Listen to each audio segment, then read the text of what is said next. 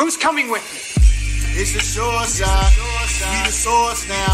Taking over the game, put it on padlock. With a better roster, sick as a plate of lobster. Let them niggas hate, but revenge will never stop us. It's the short side. We the source now. Taking over the game, put it on padlock. With a better roster, sick as a plate of lobster. Let them niggas hate, but revenge will never stop us. Kill the cancer, you can call me a sick assassin. Cut the chains, you can call me LeBron James. Make a decision, but you never had me in derision. Changing the vision, but mark them that cause division. For real? Never in submission like I need permission. Nigga steady telling lies like a politician. Nigga need to cool it down, but we the new edition. Yes. Yeah, the name is the source. Check the reinvention. For real? You think we not prepared for the fallout? Watch us stack this information. Watch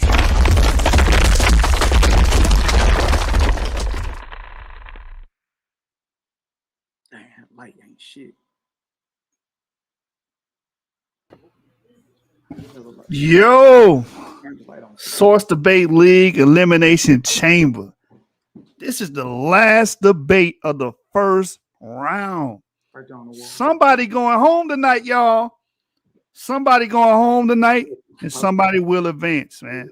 I need to be by the. We got these two wolves in the ring. Yeah, I want to see who's gonna win this. I want to see a bloodbath tonight, and it looks like y'all got some fans. We got 50 viewers right now. Somebody got some fans. Somebody promoted well tonight. Well, man, look, y'all in for a treat. These two brothers right here are warriors, and they ready to get it in. Tonight, they're going to be arguing. They're going to be debating on, was Paul a false apostle? Did his teachings contradict the original apostles?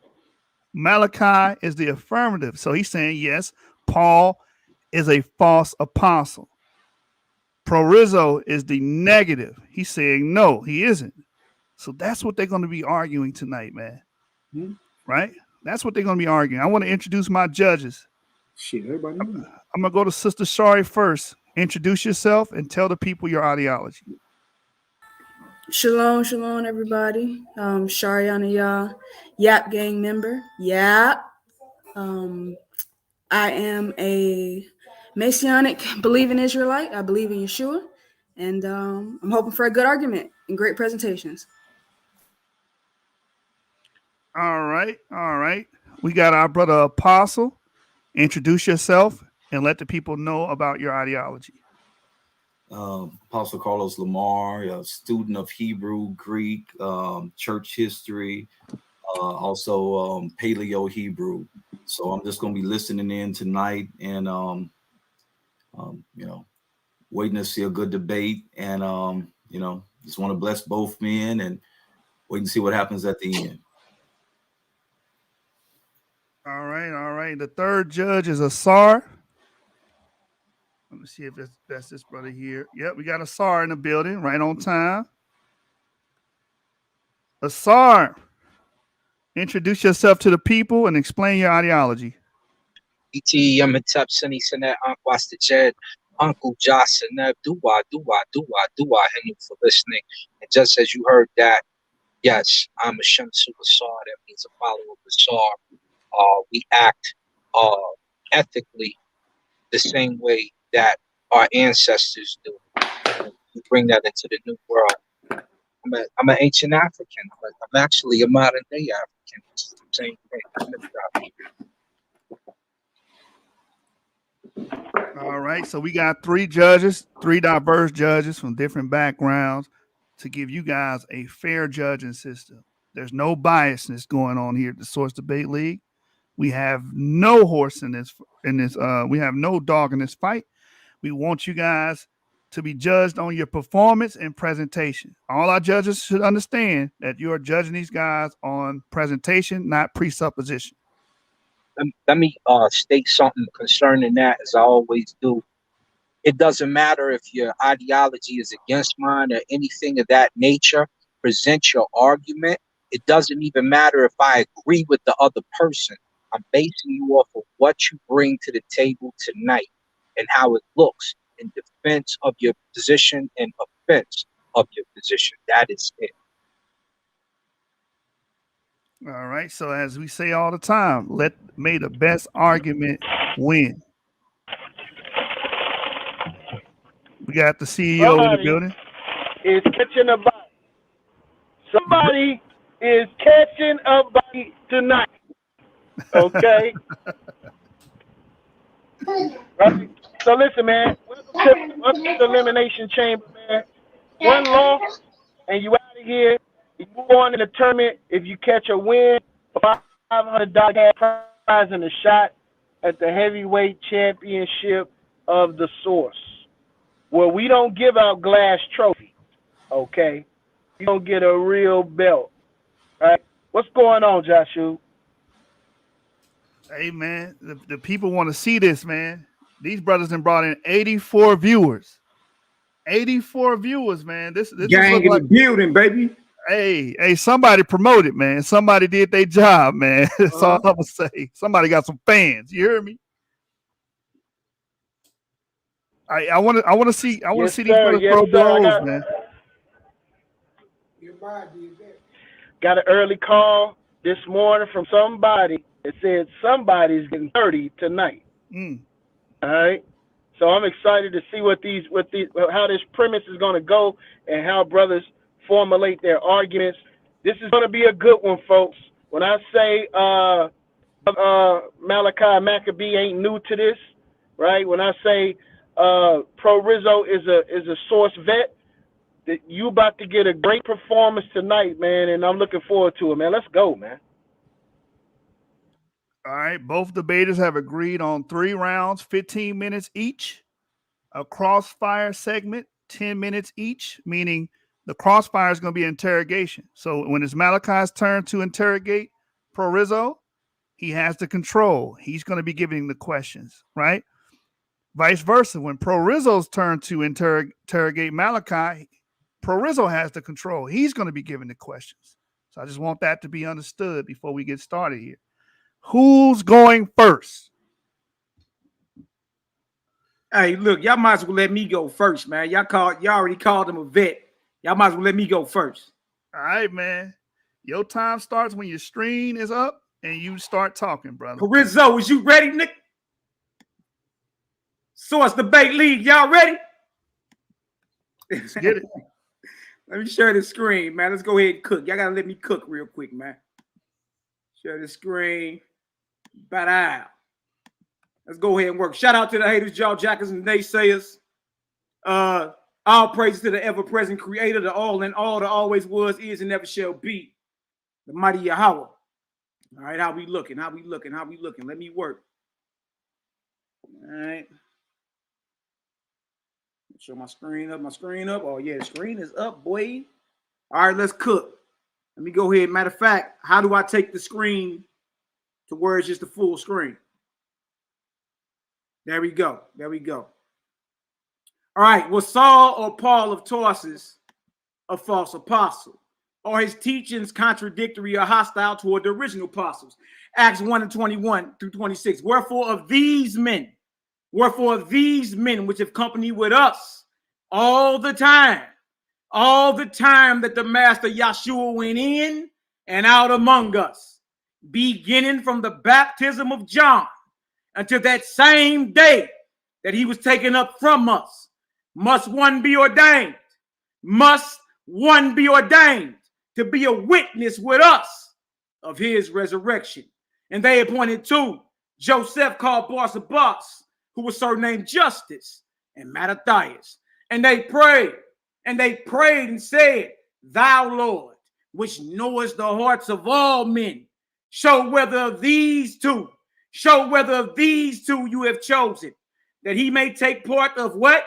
This ministry, the apostles' ministry and apostleship, from which Judas by transgression fell, that he might go to his own place. And they gave forth their lots, and the lot fell upon Mattathias, and he was numbered with the 11 apostles. Apostleship, no excuses.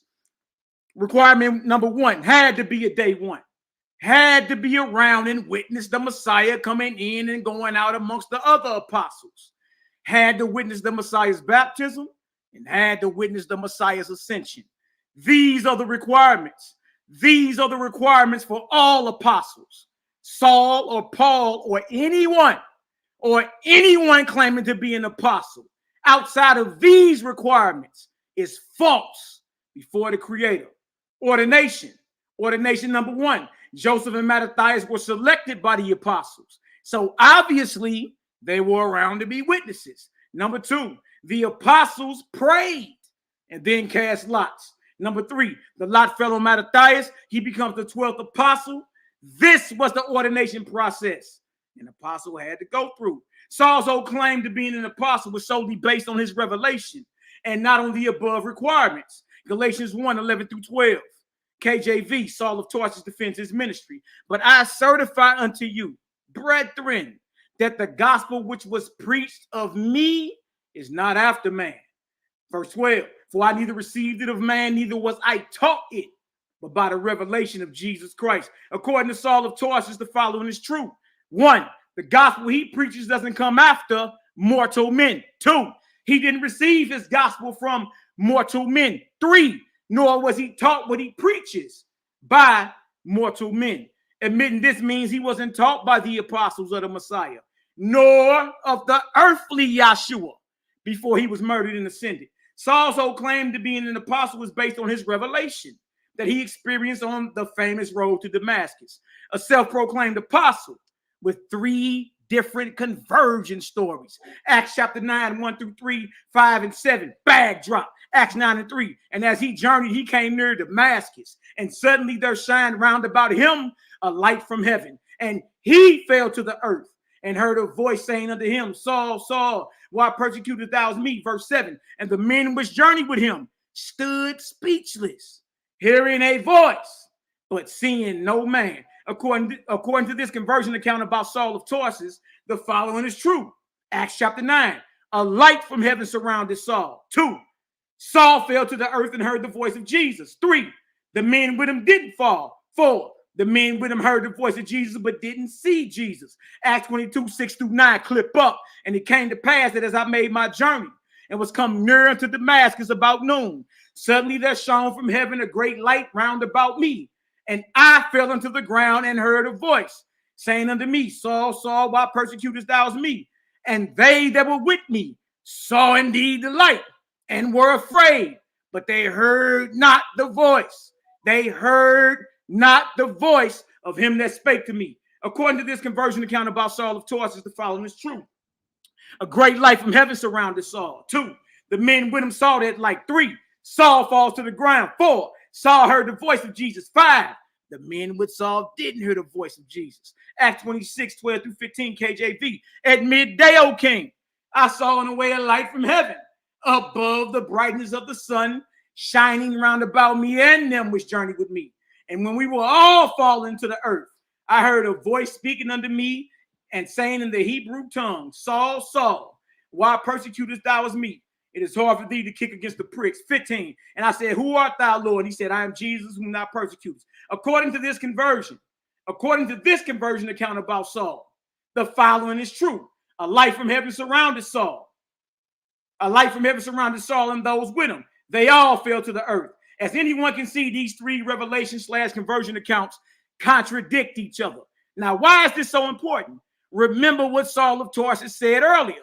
His apostleship and the gospel he preaches is solely and wholly based on his revelation. If his conversion account, if his revelation account has holes in it, then we must naturally question his authority or apostleship. Let's take a closer look. And the men which journeyed with him stood speechless, heard a voice, but seeing no man. 7. And they that were with me saw indeed the light and were afraid, but they heard not the voice of him that spake to me. Acts 22:9. And when we were all fallen to the earth, I heard a voice speaking unto me and saying in the Hebrew tongue, Saul, Saul, why persecutest thou me?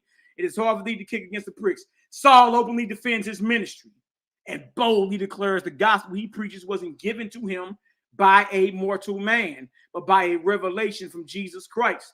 The only mortal men who could challenge Saul's authority as an apostle on a level to where Saul had to respond would be the true apostles. 1 Corinthians 9, 1-5. Am I not an apostle? No. Am I not free? Have I not seen Jesus Christ our Lord? Or not ye my work in the Lord? He admits his authority as an apostle is being questioned, and that the church at Corinth is his, or as he puts it, my work. Verse 2, if I be not an apostle unto others, yet doubtless I am to you. For the seal or the proof of mine apostleship are ye in the Lord. He admits that he's not an apostle unto quote unquote others, and that the church of Corinth is the proof or seal of his apostleship. Huh? So not the requirements and ordination ritual for being an apostle mentioned above. Verse 3, mine answer to them that do examine me is this. He admits there is a group of men that are casting judgment on his supposed authority. Verse 4, have we not power to eat and to drink? Obviously, there is a certain level of authority an apostle has. If Saul's apostleship is being questioned, then so is his authority. Verse 5, have we not power? Have we not power to lead about a sister, a wife, as well as other apostles, as the brethren of the master and Cephas? He admits to the existence. He admits to the existence of the true apostles and included the brothers of Yahshua amongst them, as well as Cephas. Amplified Bible. This is my defense. This is my defense of those who would put me on trial and interrogate me concerning my authority as an apostle. 1 Corinthians 9:3. Aramaic Bible in plain English. And why is it illegal for us to travel with a sister wife as other apostles and as the brothers of our master and as Kepha? Galatians 1, 1-2. Paul, an apostle, not of men, neither by man, but by Yahshua Jesus and the God the Father who raised him from the dead. Verse 2, and all the brethren which are with me unto the churches of Galatia. Look at this. Verse 1. Verse 1 is yet another example of Saul declaring to be an apostle, but not of men or of a man. The only men who had the power and authority to challenge Saul concerning the Messiah are the apostles. Notice, point 2. Notice Paul makes it clear he's talking about a specific group of people that are with him, as opposed to who or whom he's about to go in on. Notice Saul goes to the extent of cursing and condemning anyone who taught another gospel than his. The word gospel proves he's not addressing the biblical Sadducees and Pharisees. Notice how much he's about to use the term. Galatians 1, 6-11. Clip up. I marvel that you are so soon removed from him that calls you into the grace of Christ unto what? Another gospel. Even though he says another, he still admits that what is being taught is still a gospel or messianic.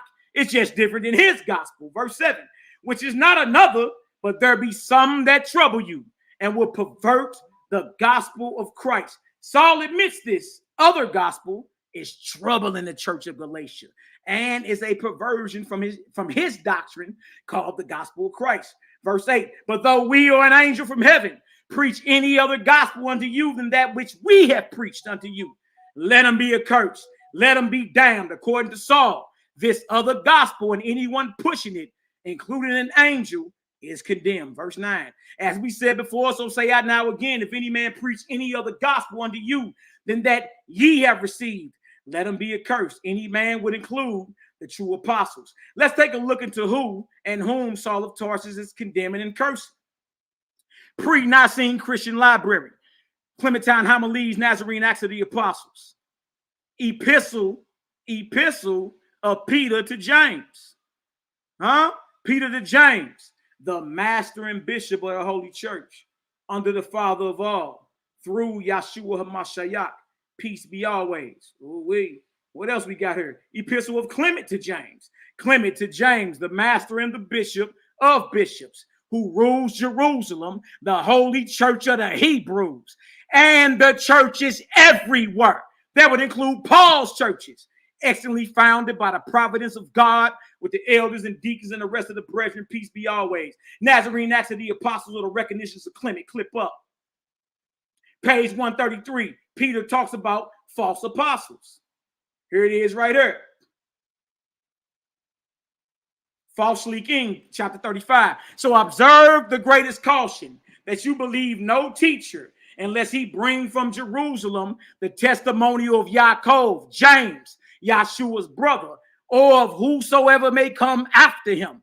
For no one, unless he has gone up thither and there been approved as a fit and faithful teacher for preaching the word of Mashiach. Unless I say he brings the testimonial thence, is by any means to be received. But let neither prophet nor apostle be looked for by you at this time besides us. For there is one prophet of truth, whose words we 12 apostles preach. For he is the accepted year of Yahweh, having us apostles as his 12 months. Epistle of Peter to James. Look at this right here. Peter talks about this. For according to the rule delivered to them, they endeavor to correct the discordances of the scriptures.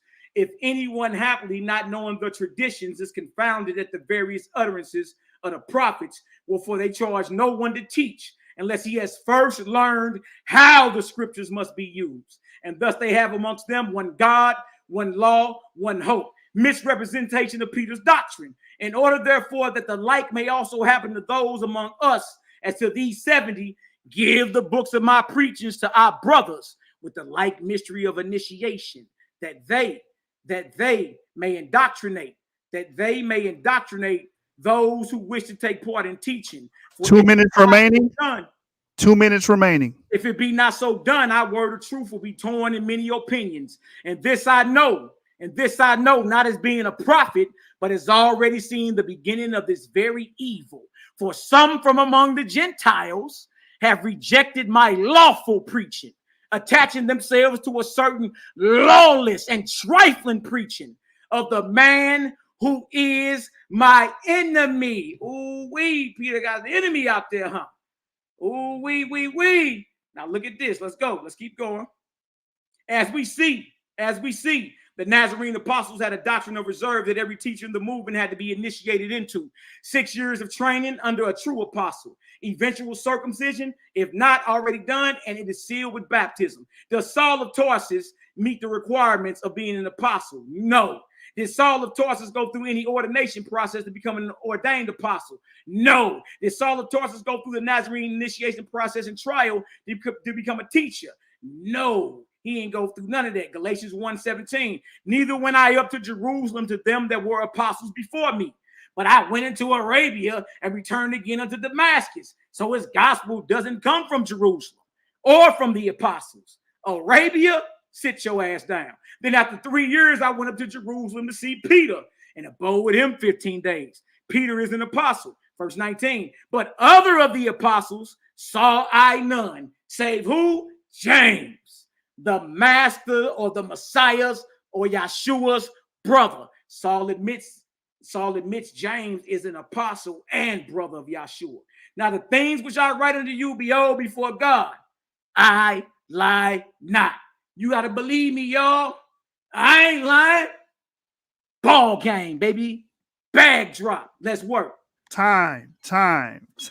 Oh my God, man. Yo, this brother came out swinging. He said Paul don't have the prerequisites for the job.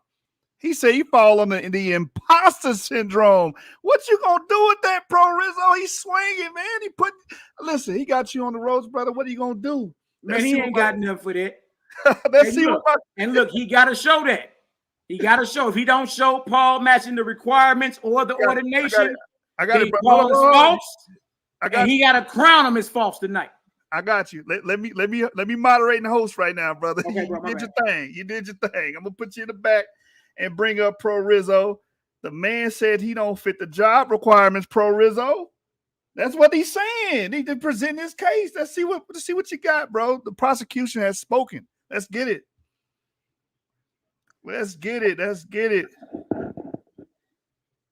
That's interesting. Well, we come out swinging, folks. What we gonna do with it? Go ahead and start my time out. All right, folks, y'all know what time it is. To the law and to the testimony. If they speak not according to these, it's because there's no light in them. They curse their God, they curse their king. You know, I really wonder if Isaiah 8:20 is talking about Paul. let's see. We'll start with a rebuttal to his argument. It's good to see y'all, folks.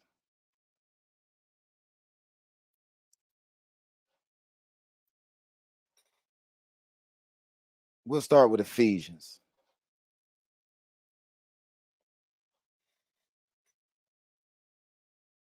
Ephesians chapter 3. I wasn't going to even go this route. But since we're here, we might as well. This is Ephesians chapter 3. I think I'll pick this up at verse 1.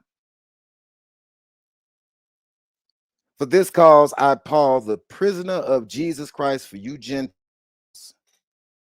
slave. Prisoner is a slave. If you have heard of the dispensation of the grace of God, which is given to me, youward. Paul saying that God gave him something. Dispensation in the Greek text is the word oikonomia. Let's play it. Strong's G 3622, oikonomia. Oikonomia. It is a construct in the Greek text of oikos and nomos. Paul's claim here in the book of, in this particular epistle, is that God gave him a management of household affairs. Again, it is a construct of oikos. I'll pull this up for the audience. See the word oikos in the Greek, oikos, and this is the word nomos. I'll show you that. Nomos, N-O-M-O-S, in the Greek text, is anything established or received by custom, a law, or a command.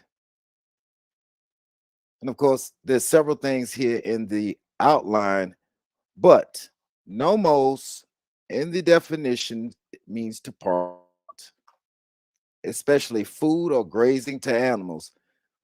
You know, one thing that the Bible does a lot, extremely, is compare God's children to sheep. My sheep know my voice, they will not follow a stranger. I won't go to the verse, but I'm sure you've heard this before, as we all have. One thing especially about this is of Moses, including the volume of the book. Taught the law and the testimony, folks. Isn't that beautiful? Also of the gospel, or figuratively, a principle of law. I mean, if Paul is contradicting and being a false apostle, then I guess we need to find out what he's teaching, don't we? He's a steward of the house. That's what he is. That's fun. Let's get some more of this. You know, a should be backed up with evidence. Not a whole lot of sidebarring. So Paul was given something from God himself. How that by revelation he made known to me the mystery, as I wrote up for in a few words. My opponent has to deal with this mystery,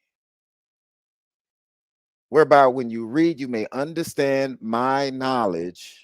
Don't think my opponent dealt with that in the mystery of Christ. So far, we got a lot of skim surface claims. But maybe in his next round, he'll use that time to give us some actual evidence, because this is a claim Paul made. See, it's one thing to talk about the man. It's another to actually dig into the evidence.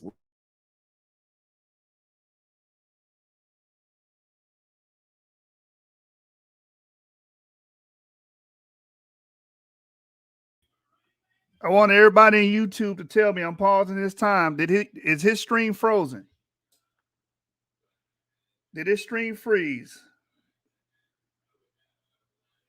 Put a 1 in the chat if he's frozen right now, because I'm not looking at the YouTube. Let me pull it up. Yeah, he's frozen. Put a 1 in the chat if he's frozen right now. All right, we having technical difficulties right now, brother. Cut out. Yeah, you cut out. Yeah. Go ahead. I'm gonna continue your time. I'm gonna continue your time. Go ahead. Okay. So I stopped at verse 4, Ephesians 3 and 4. Whereby when you read, you may understand the knowledge and the mystery of Christ, the mysterion, which in other ages was not made known unto the sons of men, as it is now revealed unto his holy apostles and prophets by the Spirit. Paul is one of the holy apostles, folks. And I'll show you what that means here later. And here's the mystery, that the Gentiles should be fellow heirs of the same body and partakers of his promise in Christ by the gospel. The good news, euangelion, whereof I am made a minister according to the gift of the grace of God given unto me by the effectual working of his power. And in verse 8, unto me, who am least or less than the least of all saints. That's a very humbling statement. Is grace given, charis, to be fortunate. Paul was one of the fortunate ones along with the rest of the saints, that I should preach among the Gentiles the unsearchable riches of Christ. Now, my opponent is saying Paul is a false apostle. I'm sorry, folks. Does this make absolutely no sense if I have the grace to preach to Gentiles the mystery that wasn't revealed from the beginning, and yet I am a false apostle? Where's the evidence for any of this stuff? Where? So far, I've only heard claims. That's all we have heard is claims.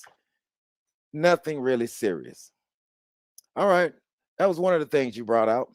I want to bring out another particular point that you harped on about his conversion. My opponent brought out the requirements. Let's deal with that. So first, I want to bring a point out of Daniel. I want to go cut right to the point. Seems like this might take a little while, a little bit of effort. So I'll go to Daniel. Daniel chapter 10. Now here's Daniel. In the 3rd year of Cyrus, the king of Persia, a thing was revealed unto Daniel, whose name was Belshazzar.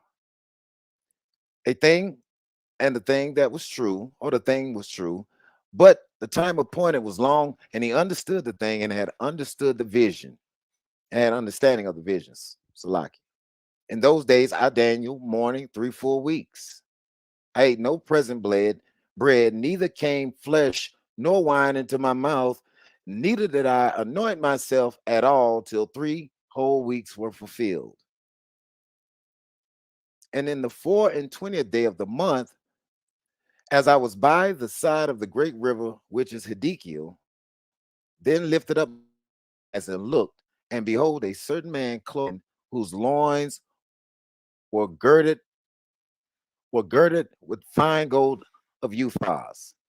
His body also was like beryl, his face as the appearance of lightning, his eyes as lamps of fire, and his arms and his feet like the color of polished brass. And his voice of a voice of words like, and the voice of his words like the voice of a multitude. And I, Daniel, saw the vision. I, Daniel, alone saw the vision. Let me say that again. I, Daniel, alone saw the vision. For the men that were with me saw no vision. Daniel was in company with men, only he seen this vision. But a great quaking fell on them, so that they fled and hid themselves. Isn't that interesting, folks? All right, let's go to Acts. Let's deal with this Acts. And let's see what this is about. And let's keep in mind what the situation is there in Daniel. Now, is that Acts 11? Let us see. Let's see. I want to get one word out. There's so many.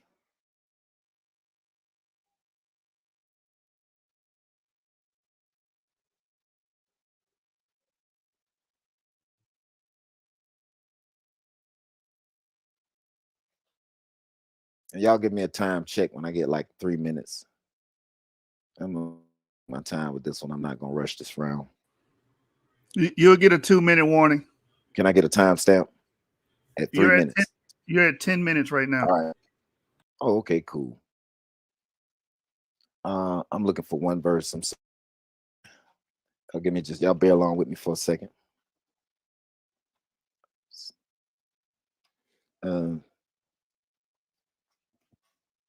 I wasn't gonna do this, but I guess I will.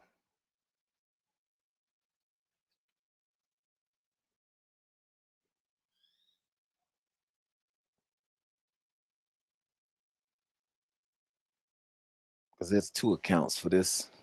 I'm sorry, y'all. I got to check back with my notes.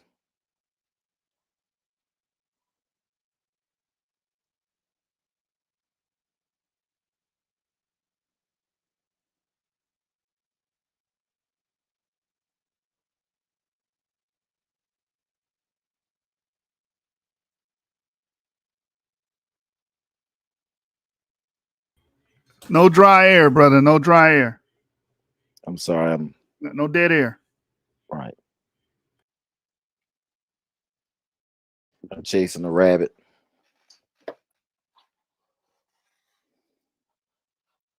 Let me stop my screen share for a moment.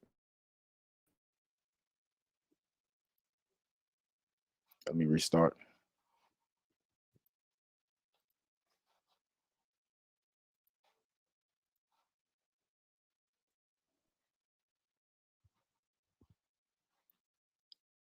Yeah, all of this about Paul and his being false is really it's really a lot of audacious claims. But I definitely want to deal with this.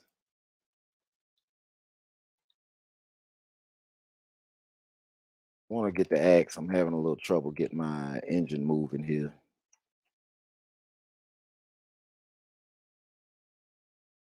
So I'm just in just a second. Bear with me.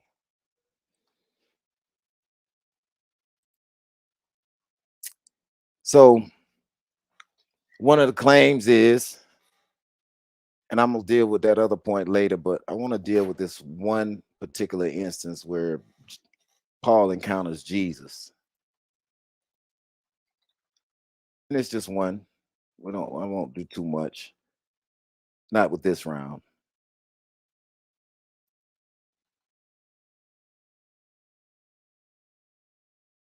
I'm having a little issue, Joshua.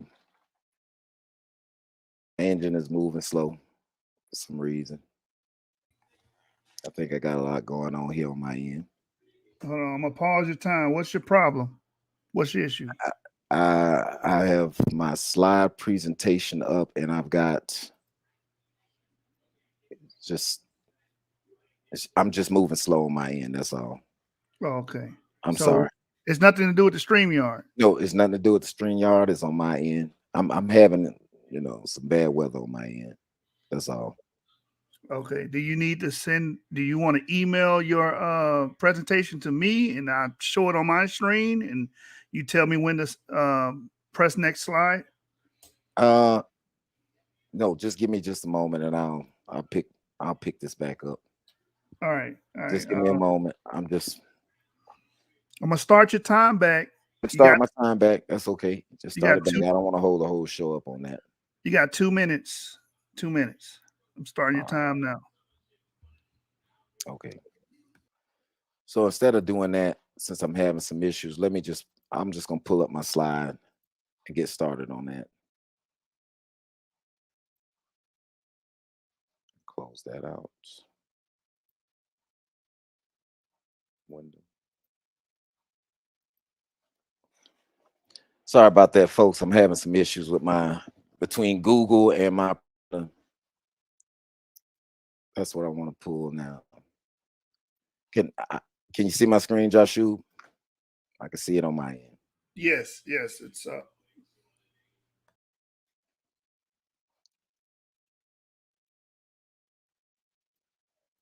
Joshua, can you see my screen? Yes, sir. I can see it. It's clear. Or am I cutting out again? No, I can see it. It's on the screen. Can you hear me? Cool. I can hear you now. I couldn't hear you before. All right. So in this whole thing, and I know short on time and it's okay. One of the first things I want to deal with is some of these about Paul. Let's get right to it. Over the past few years, I've seen a whole lot of criticism about Paul being a self-appointed prophet. Paul never met Jesus. And in my next round, I'll go into that. There's a lot of critics about Paul, like Patrick Gray. We have some of these people from like the universities, Thomas Edison. We got a lot of people that criticizes. There's a few people I want to actually mention. But here's from Gray. If Paul could have been the founder of Christianity, then all the faults, and I'm quoting, and all the faults of the historical Christianity could be placed at his feet. The anti-the dogmatism, the importation of Roman and Greek philosophy, models of thought, and all these could be seen as Paul's rather than belonging to Jesus. This can be seen appealing to my opponent and for some viewers and observers, but not for all, never for all. Gray attacks the questions by taking up that Paul and those regard him as a sympathizing problem. This is where we begin. This comes from JHUED article. Next slide. Time. I gave you a grace period too, brother. I gave you. I appreciate that. All right, so I may have to restart too, Joshua. By the way, restart your computer. I'll stop it. You think you need? I might have to. I'm having some real issues with that slowness. All right, if you're gonna do that fast, brother, you're gonna do that fast. At least have the YouTube on your phone. Do you need the link to the YouTube? That way you can watch while he's doing his round. Yeah, I have. Okay. All right. So you got the link. So go ahead and restart your computer, but make sure you're still watching. Gotcha. All right, brother. All right. So we're gonna drop you down. Some interesting things and claims was made there. Some counterclaims. The brother said you gotta look at it hermeneutically. So with that being said, we got our brother Malaki. We're moving on to the top of the second round. And let's see where this goes, family. Let's see where this goes. Brother Malaki. Top of the second round. Let's see where this goes, family. Let's see where this goes. You got an echo. Brother Malaki. Top of the second round. Your time will start when you bring up your screen and you begin to speak, brother.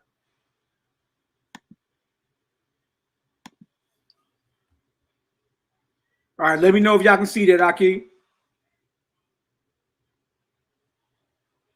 There it is. There it is. All right, let me switch back over to it. And then let me cook. Y'all notice it has not been proven that Paul matches or fulfills the requirements. Round 2. Just who was Saul of Tarsus cursing and condemning? For such are false apostles, deceitful workers, transforming themselves into the apostles of Christ. 2 Corinthians 11 and 13. 2 Corinthians 11, 4 through 5, and then 12 through 15. For if he that cometh preaches another Jesus, whom we have not preached, or if you receive another spirit, which you have not received, or another gospel, which you have not accepted, you might well bear with him. Saul admits there is another Jesus with another spirit attached to another gospel, which is different from his. So this is messianic beef. Verse 5. This ain't got nothing to do with the Pharisees and Sadducees. Verse 5. For I suppose I was not a whit behind the very chiefest apostles. Saul throws them under the bus and calls them super apostles and says he is in no way inferior to the true apostles. This also proves the apostles are the ones preaching another gospel, as Saul puts it. God's word translation. I don't think I'm inferior in any way to your super apostles. 2 Corinthians 11 and 5. 2 Corinthians 11 and 12. But what I do, that I will do, that I may cut off occasion from them which desire occasion, that wherein they glory, they may be found even as we. Saul admits he's working to undermine the apostles. Good news translation. I will go on doing what I am doing now in order to keep those other apostles from having any reason for boasting and saying that they work in the same way that we do. Saul of Tarsus, 2 Corinthians 11 and 12, 2 Corinthians 11 and 13. For such are false apostles, deceitful workers, transforming themselves into the apostles of Christ. Saul calls the apostles pseudo, false, and deceitful. Verse 14. And no marvel, for Satan himself is transformed into an angel of light. According to Saul, the apostles transform, and so does Satan, making the apostles in league or one accord with him. Verse 15. Therefore, it is no great thing if his ministers also be transformed as the ministers of righteousness, whose end shall be according to their works. Saul calls these same apostles servants or ministers of Satan and pronounces their judgment. Damn, son. Galatians 2. 1 through 7, verse 9, 11 through 14. Then 14 years after, I went up again to Jerusalem with Barnabas and took Titus with me also. And I went up by revelation and communicated unto them that gospel which I preach among the Gentiles, but privately to them which were of reputation, lest by any means I should run or had run in vain. Saul admits he preaches a different gospel from the apostles. Why else would he have to explain it to them privately? Verse 3. But neither Titus, who was with me, being a Greek, was compelled to be circumcised. Saul's gospel was anti-circumcision. Look at this, verse 4. And that because of false brethren, unawares brought in, who came in privately to spy out our liberty, which we have in Christ Jesus, that they might bring us into bondage. Saul calls the law of circumcision bondage. He calls the apostles and the other brothers in this private meeting false. Verse 5.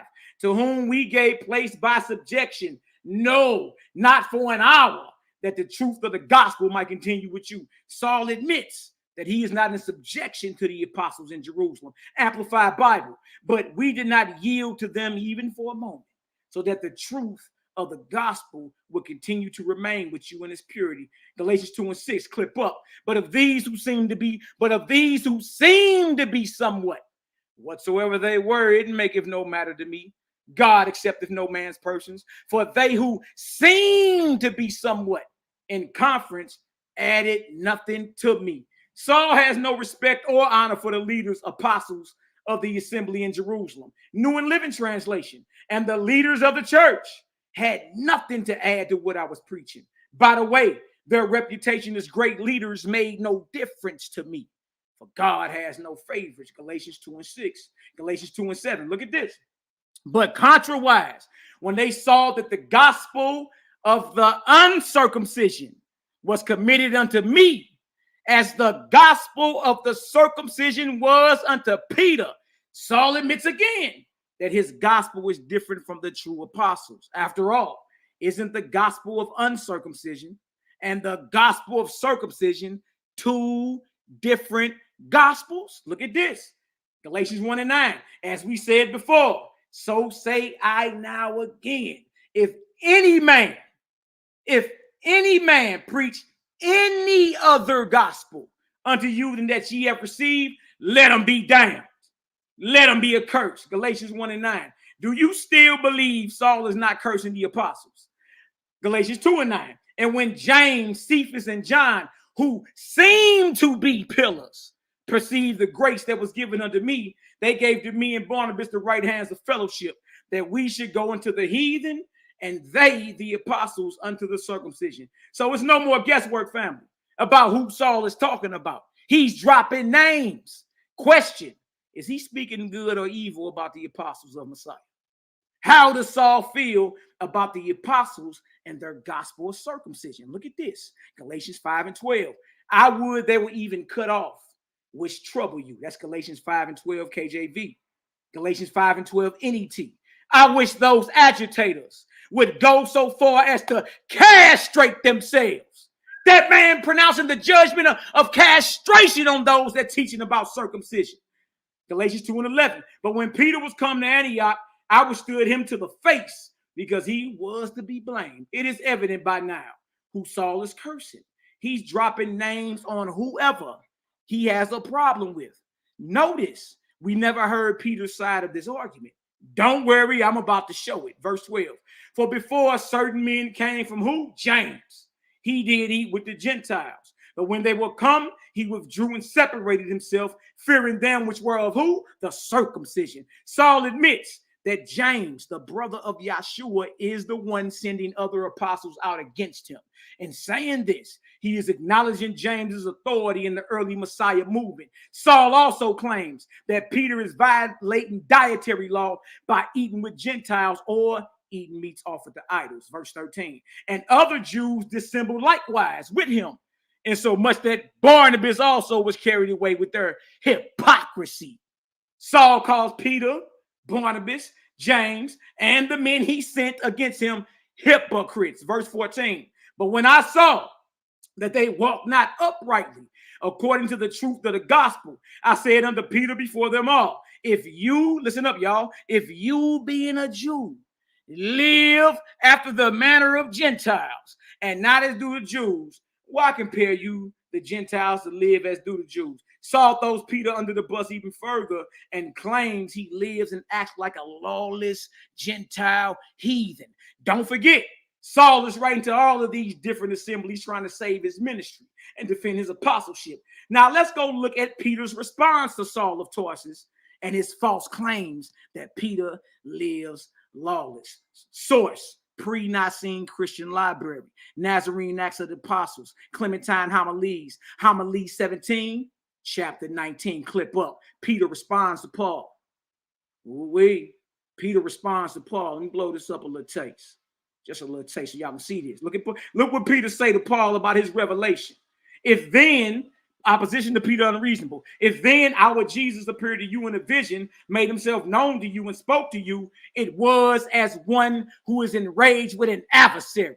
And this is the reason why it was through visions and dreams or through revelations that were from without that he spoke to you. But can anyone be rendered fit for instruction through apparitions? And if you will say it is possible, then I ask, why did our teacher abide in discourse a whole year to those who were awake? And how are we to believe your word when you tell us that he appeared to you? And how did he appear to you when you entertain opinions contrary to his teaching? But if you were seen and taught by him and became his what? Apostle for a single hour, proclaim his utterances, interpret his sayings, love his apostles, fight not with me who company with him, for in direct opposition to me, who am a firm rock, the foundation of the church, you now stand. If you were not opposed to me, you would not accuse me and revile the truth proclaimed by me, in order that I may not be believed when I state that I myself have heard with my own ears from the Messiah, as if I were evidently a person that was condemned and in bad reputation. But if you say that I am condemned, you bring an accusation against God, who revealed the Messiah to me, and you inveigh against him who pronounced me blessed on account of the revelation. But if indeed you really wish to work in the cause of truth, learn first of all from us, the apostles, what we have learned from him, and becoming a disciple of the truth, become a fellow worker with us. How does Saul feel about the Nazarene apostles' dietary law, Amplified Bible, regarding meat offered to idols? Eat anything that is sold in the meat market without asking any questions for the sake of conscience. 1 Corinthians 10 and 25. James, the brother of Jesus, Acts 15:29, that ye abstain from meats offered to idols. James commands Paul or Saul to follow the same orders that he is supposed to teach the Gentiles. How does Saul respond to the doctrine he has been commanded to preach and live by? 1 Corinthians 10 and 23. All things are lawful for me, but all things are not expedient. All things are lawful for me, but all things edify not. By Saul claiming all things as lawful for him, he is saying he is free from James's commands given to him in Jerusalem. Whatsoever is sold in the shambles, that eat, asking no questions for conscience sake. Saul boldly tells the assembly in Corinth that they are free to eat whatever they desire. Good News Translation. You are free to eat anything. You are free to eat anything sold in the meat market without asking questions because of their conscience. 1 Corinthians 10 and 25. That ye abstain from meats offered to idols. James the just, brother of Yahshua. It is clear what Saul of Tarsus feels about the Nazarene dietary law. How does a true apostle such as Peter feel about the food restrictions? Pre-Nicene Christian Library, Clementine Homilies, Homily 7, chapter 4. Clip up. It says right here. It says right here. It says right here, and were smitten in your body. So now if you repent, and as I said, submit to those things which are well-pleasing, and the things which are well-pleasing to God are these, to pray to him, to ask from him, recognizing that he is the giver of all things, and gives with discriminating law, to abstain from the table of devils, not to taste dead flesh, not to taste dead flesh, not to touch blood, and to be washed from all pollution. Nazarene Acts of the Apostles, Clementine Homilies, Homily 7, chapter 8. And this is the service he has appointed, to abstain from the table of devils, that is, from food offered to idols, from dead carcasses of dead flesh, from animals which have been suffocated or caught by wild beasts, and from blood. As anyone can see, Peter, a true apostle, doesn't teach to eat whatever is sold at the meat markets. Peter actually teaches not to eat dead flesh. Chewing on an animal sandwich, according to Peter, is one and the same as eating at the table of devils. Clip up. Look at Peter the apostle, his diet. Clementine Homilies, Nazarene Acts of the Apostles, Homily 12, chapter 6. However, such a choice has occurred to you, perhaps without you understanding or knowing my manner of life, that I use only bread and olives and rarely potted herbs. Let's keep moving. Let's keep moving. Let's work and cook. All right, now look at this. Let's look at James, the brother of Messiah, and how he ate. Source, Nicene and post-Nicene Father, second series. There go the book right there. We go into Jerome's writings in here. Jerome and Ignatius, Lives of Illustrious Men. Lives of Illustrious Men. We're going to look at James, the brother of Messiah. Here it is right here. Here it is right here. Read them and weep. Read them and weep. We. All right, right here. Dang. Hold on, computer. Stop playing with it. Look at James. Look at, oh, dang, it went too far. Hold on. I got you. Look at this right here. Here it is. Hegesippus, who lived near the apostolic age, in the 5th book of his commentaries, writing of James, said, after the apostles, James, the brother of the master, surnamed the Just, was made head of the church at Jerusalem. Many indeed are called James. This one was holy from his mother's womb. He drank neither wine nor strong drink, ate no flesh, neither shaved or anointed himself. Source. The Gospel of the Nazarenes. The book is up on the channel. Look at this. Chapter 2, verse 7. Read them and weep. Therefore, speaking to Mary, you shall keep your covenant to eat no flesh, nor drink strong drink. For this child shall be filled with the Holy Spirit, consecrated to the Lord, a Nazarite from his mother's womb. And neither flesh nor strong drink shall he take, nor shall a razor touch his head. Source, Gospel of the Nazarenes, chapter 5, verse 21 through 23. Bottom of chapter 21. Look what it says right here.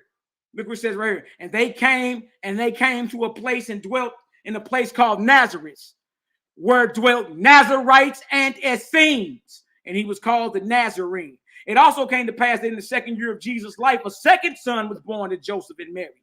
His name was James. As with Jesus and John, he was consecrated unto the Lord, a Nazarite from his mother's womb. Time. I gave you 30-second grace, brother. All right, man. God, Lee. Man. This brother Malaki ain't come to play, man. The prosecution is trying to get the death penalty, man. That's what I'm seeing right now. He throwing the book at Paul right now, man.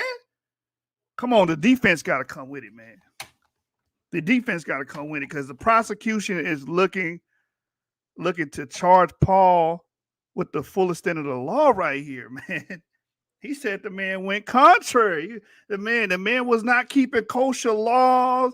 The man cursed the original apostles. A lot of claims is being made here, man. God. Anyway, Proorizo, are you ready?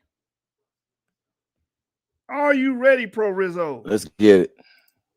Let's go. Man, if you don't kick this man, punch him, hit him in the throat, elbow him, go ahead, brother. Choke him. Well, you go ahead and start my time too, by the way. Well, talking about meat sacrificed to idols does not make Paul a false prophet. Talking about all these other things, none of this addresses the issue. I mean, probably the biggest weight of all this stuff is about just claims how somebody feels. And how would you know how Paul feels? Were you there? Where's the evidence? Folks, this is called gallop, where you here, let me show y'all this. This is what I'm gonna do. Because this is ridiculous. And I kind of felt like this would be a little bit more scholastic in a sense, but I'm not getting that. This is called the gish galloping fallacy. Just a rhetorical technique, as he done in his first round, with just and running through a whole lot of things, a whole lot of claim, and not making a solid argument. You can't take energy and replace it for evidence. So I'll read this. This is a rhetorical technique which a person in a debate attempts to overwhelm their opponent by providing an excessive number of arguments with no regard for accuracy or the strength of those arguments. In essence, it's prioritizing quantity of one's argument at the expense of quality of said arguments. For example, just to show you how fallacious the argument is, this is the very argument about Paul throwing the disciples under the bus, something to that effect. Yeah, let's deal with that. And here's Peter's own words. This is 2 Peter chapter 3 at verse 15. Let's get right to the point. Verse 14. Wherefore, my beloved, seeing that you look for such things, be diligent that you may be found of him in peace and without spot and blameless. And account that the long suffering is salvation, even as our beloved brother Paul. So according to the wisdom given unto him, which hath written. That's interesting. Peter is vouching for Paul's authenticity as an apostle. What are we going to do with that? Ignore it?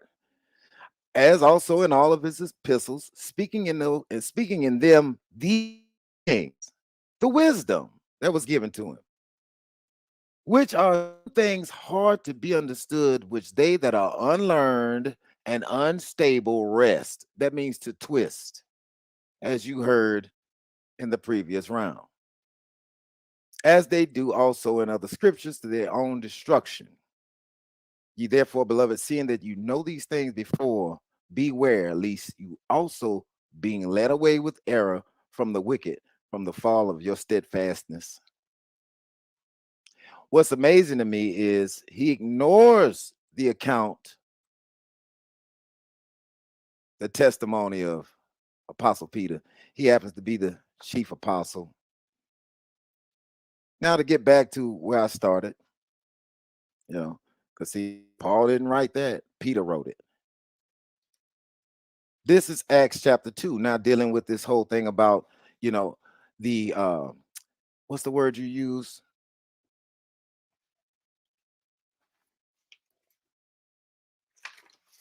Oh, the requirements. Yeah, what is required? Well, let's define apostle. How about that? Here's an apostle. Here's the requirements to be an apostle. This comes from the McClinic and Strong's Biblical Encyclopedia, some of the greatest scholars, biblical, ecclesiastical literature that the world has seen and known. Apostle, apostolos from the Greek. It means to send, or apostolo, to send forth. In the Attic Greek, the term was used to denote a fleet or naval armament. It occurs only once in the Septuagint of 1 Kings 14 and 6. Yeah, let's read it. Let's go to it, in fact. share this tab instead. So here's the situation. And I'll pick this up right at the heat of it. Boom's wife did so. Of course, y'all have to read this account later, but since this is a debate, we want to get right to the point. And arose and went to Shiloh and came to the house of Ahijah. But Ahijah could not see, for his eyes were set by reason of age, meaning he was blind. And the Lord said unto Ahijah, behold, the wife of Jeroboam cometh to ask a thing of thee for her son, for he is sick. And this is what you're going to say to her, for it shall be when she come in, she shall feign herself as another woman. And it was so, when Ahijah heard the sound of her feet, she came in the door. He said, come in, you wife of Jeroboam. Why do you hide yourself and pretend to be another? For I am sent to thee with heavy tidings. For I am sent to thee with heavy tidings. Folks, apostolos simply means, and I'm going to bring this back again, it simply means one who is sent. The requirement is that the Lord sends you to his word. Share screen. Let's get to the book of Acts and let's see what the requirement actually is. Here's Paul's own testimony, which we did not get from our opponent. He didn't bring us this. Here's Paul's testimony to Agrippa, Acts 26, verse 12. Whereupon as I went to Damascus with authority and commission of the chief priest, he's on his way to persecute more Christian believers. This is prior to his conversion. At midday, O king, I saw in the way a light from heaven above the brightness of the sun, shining around about me and them which journeyed with me. Same thing in Daniel 10, as I already brought out. And when they were falling to earth, I heard a voice speaking to me, saying in the Hebrew tongue, Shaul, Shaul, why persecuted thou me? It is hard for you to kick against the pricks. And I said, who are you, Lord?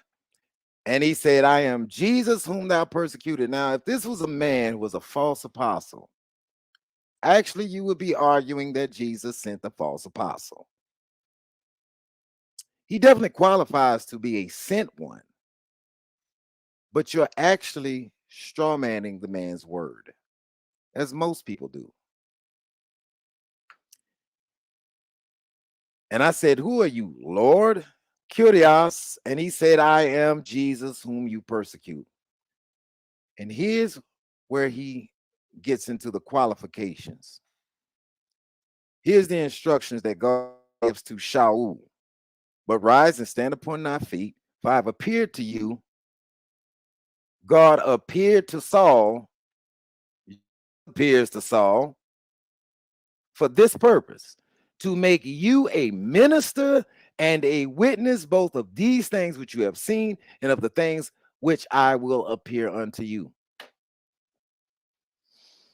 Delivering you from the people and from the Gentiles unto whom I now send you. So Jesus sends Paul the apostle. He's a true apostle. Everything you talked about and everything you said and everything we heard was just a bunch of just garrulous ranting. No evidence for anything. This is how you get evidence. So that's the first qualification, folks. God has to send you himself. And in fact, isn't that the same thing the Bible says in Revelation? I, Jesus, have sent mine angels. Here's Paul. He sent with that. Let's deal with that.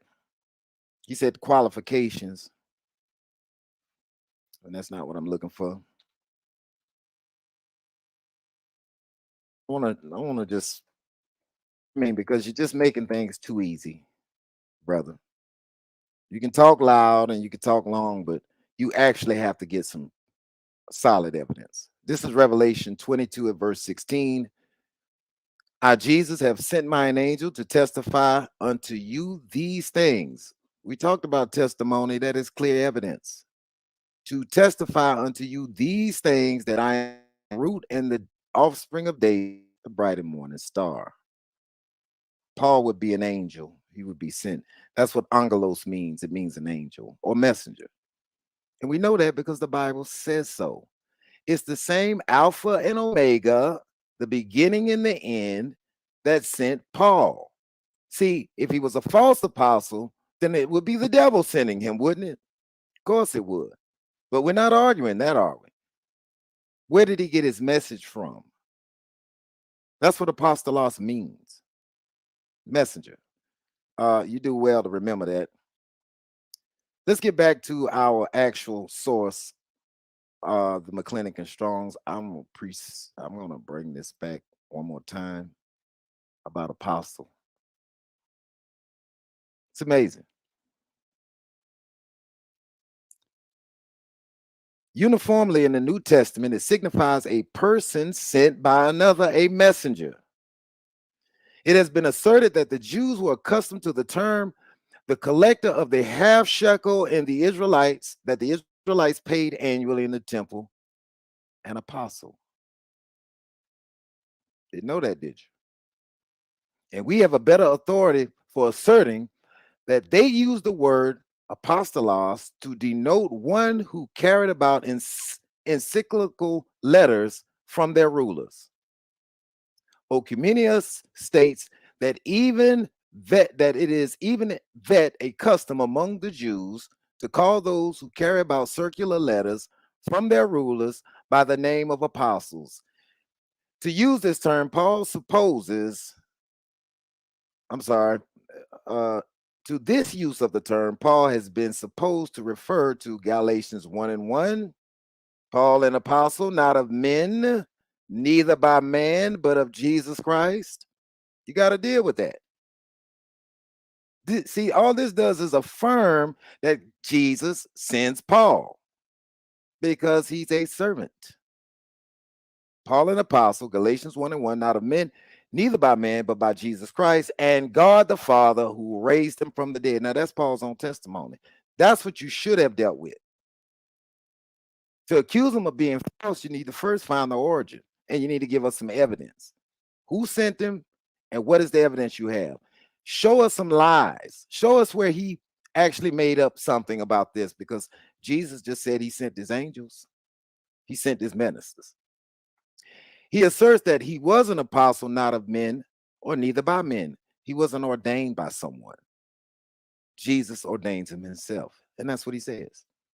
An apostle, not like those known amongst the Jews by that name, who derived their authority and received their mission from the chief priests or principal men of their nations. 2-minute warning. 2-minute warning. Appreciate you. So let's show you the same qualifications. I'll stop sharing there. And let's show you the same qualifications when it comes right down to the disciples. Since I got 2 minutes.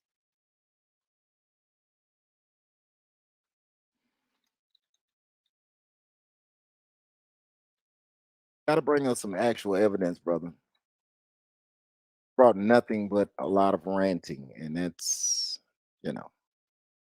So you want to talk about qualifications? Yes, let's talk about qualifications. Shan't we? Share screen. This will come from Matthew 10 at verse 5. Jesus sends Paul, right? Okay. Let's back up to verse 1. And when he had called unto him 12 disciples, students, mathetes, he gave them power against unclean spirits, to cast them out, to heal all manner of sickness and all manner of diseases. And here's the names of the 12 apostles. First, notice it says apostles, apostolos. Here now the names of the 12 ones he sent: Simon, Andrew, Peter, James,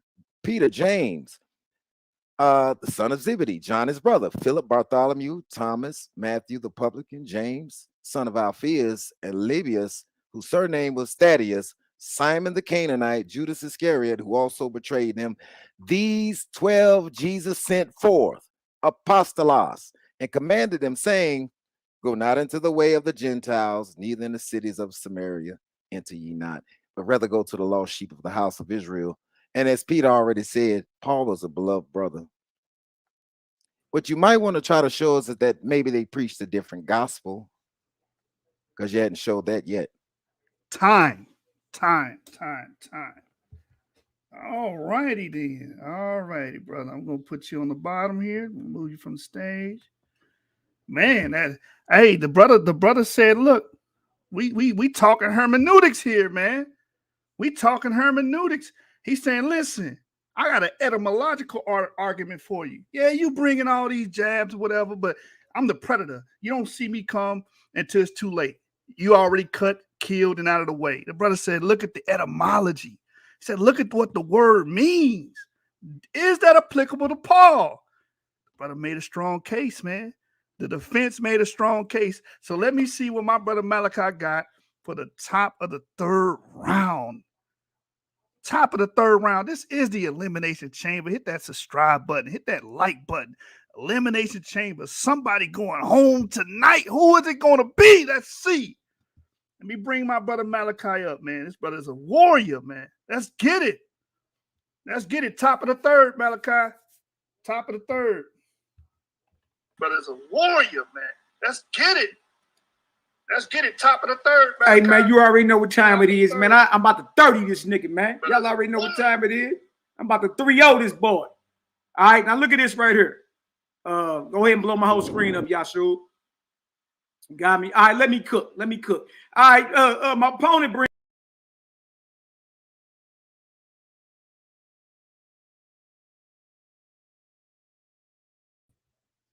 Yo, what happened to my...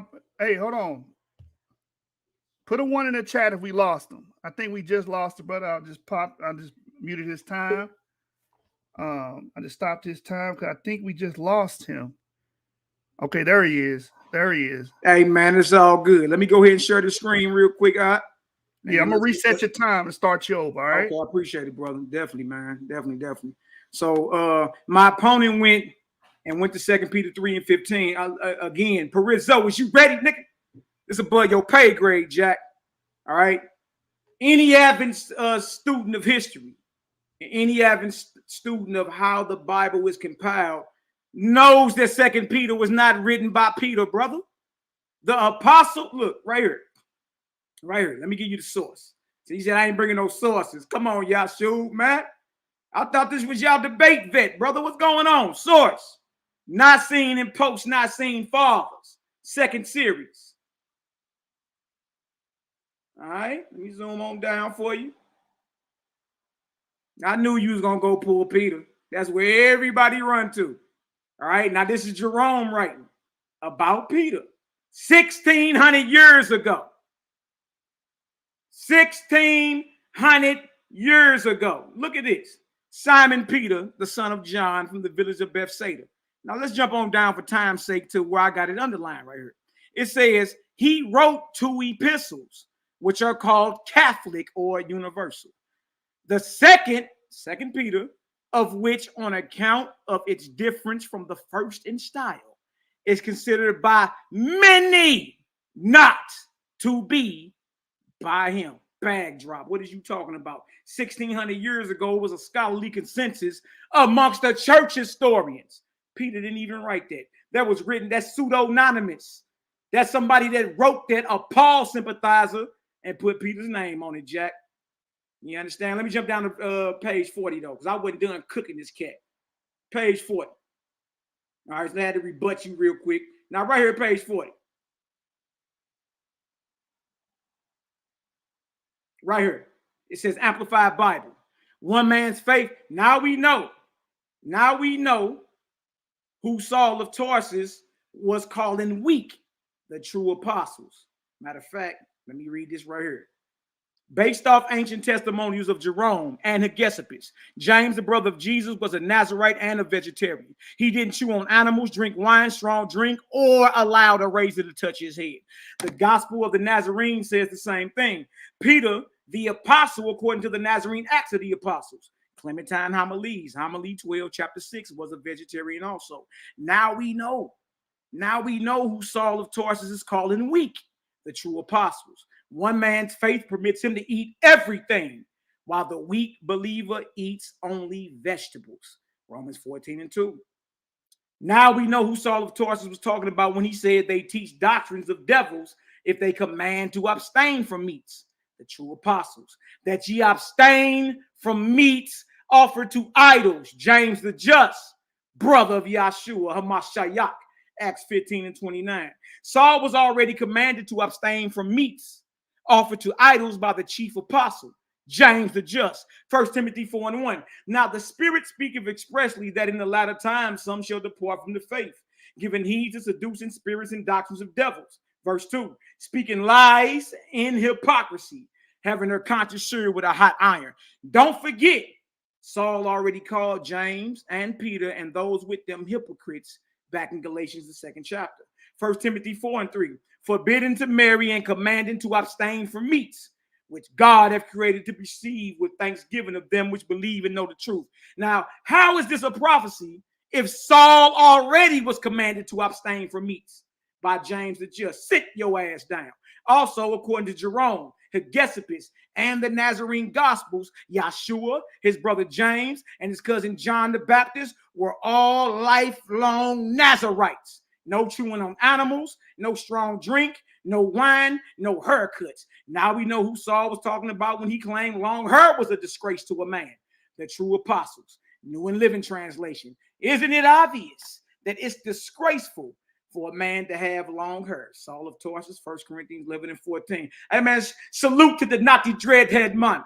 Salute to the Nazi dreadhead. Round 3, ball game. Saul of Tarsus and his band of misfits. The false apostles in Ephesus. And you know what's so funny? This Millie Mouth Negro went to Ephesians. Oh, wait, look at this. Paul, an apostle of Jesus Christ, by the will of God, to the saints which are at Ephesus and to the faithful in Christ Jesus. Ephesians 1:1. So Saul claimed to be an apostle in his letter to the Ephesians. Remember that. Remember that. Look at this. Contemporary. It says right here, contemporary English version. It says, you know that, and this is Paul again, you know that everyone in Asia has turned against me, especially Phygelius and Hermogenes. Saul of Tarsus, 2 Timothy 1:15. Saul admits he caught smoke from the assemblies in Asia. They realized Saul and his crew were false. Look at this. English Standard Version. For we do not want you to be unaware, brothers, of the affliction we experienced were in Asia. For we were so utterly burdened beyond our strength that we despaired of life itself. Saul of Tarsus, 2 Corinthians 1:8.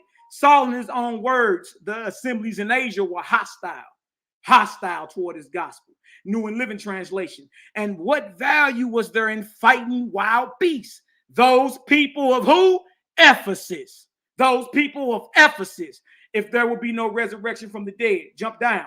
Saul of Tarsus, 1 Corinthians 15:32. Saul calls the Ephesians what? Wild beasts. John, to the 7 churches were, which are in Asia. Grace be unto you and peace from him, which is and which was and which is to come, and from the 7 spirits which are before his throne. Revelation 1:4, KJV. John the Apostle. Notice the book of Revelations is addressed to the 7 churches were in Asia. The same area Saul caught all that smoke.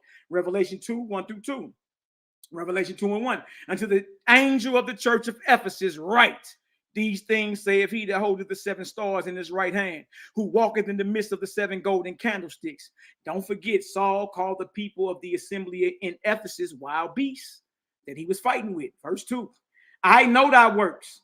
I know thy works and thy labor and thy patience, and how thou cannot bear them which are evil.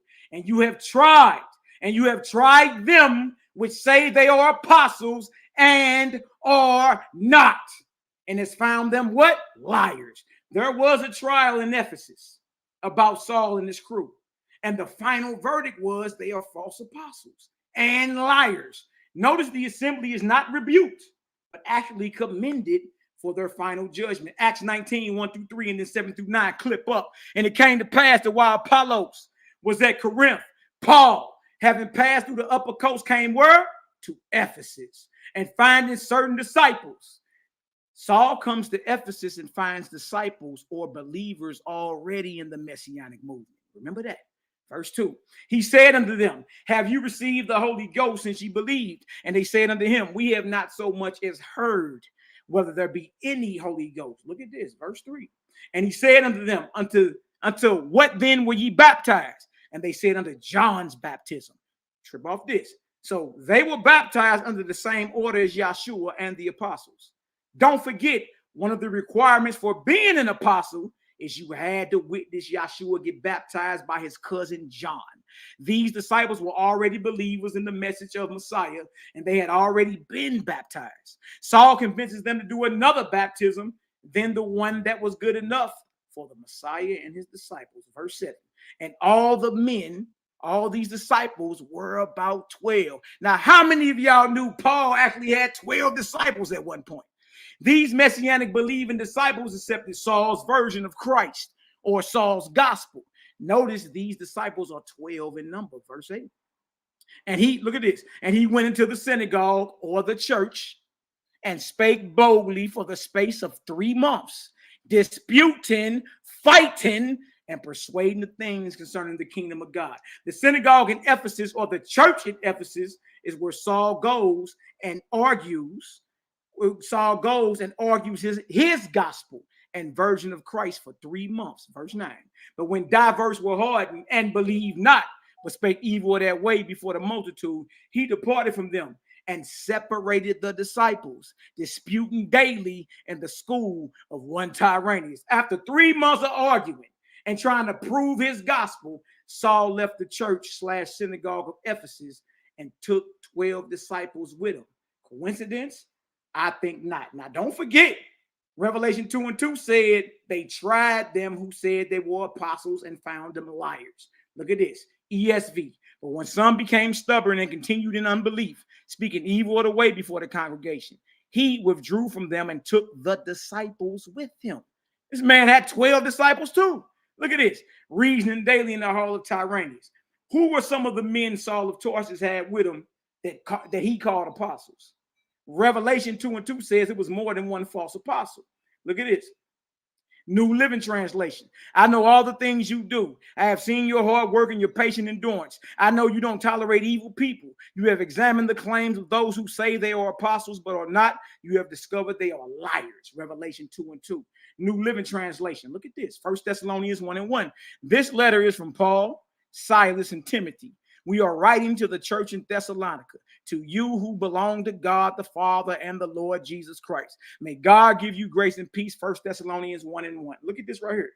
1 Thessalonians 2:6, Amplified Bible. Nor did we seek glory and honor from people, neither from you nor from anyone else. Though as apostles of Christ, we had the power to assert our authority. 1 Thessalonians 2:6. Saul of Tarsus, Silas, and Timothy. Notice Saul of Tarsus calls himself, Silas, and Timothy apostles. Sit your ass down.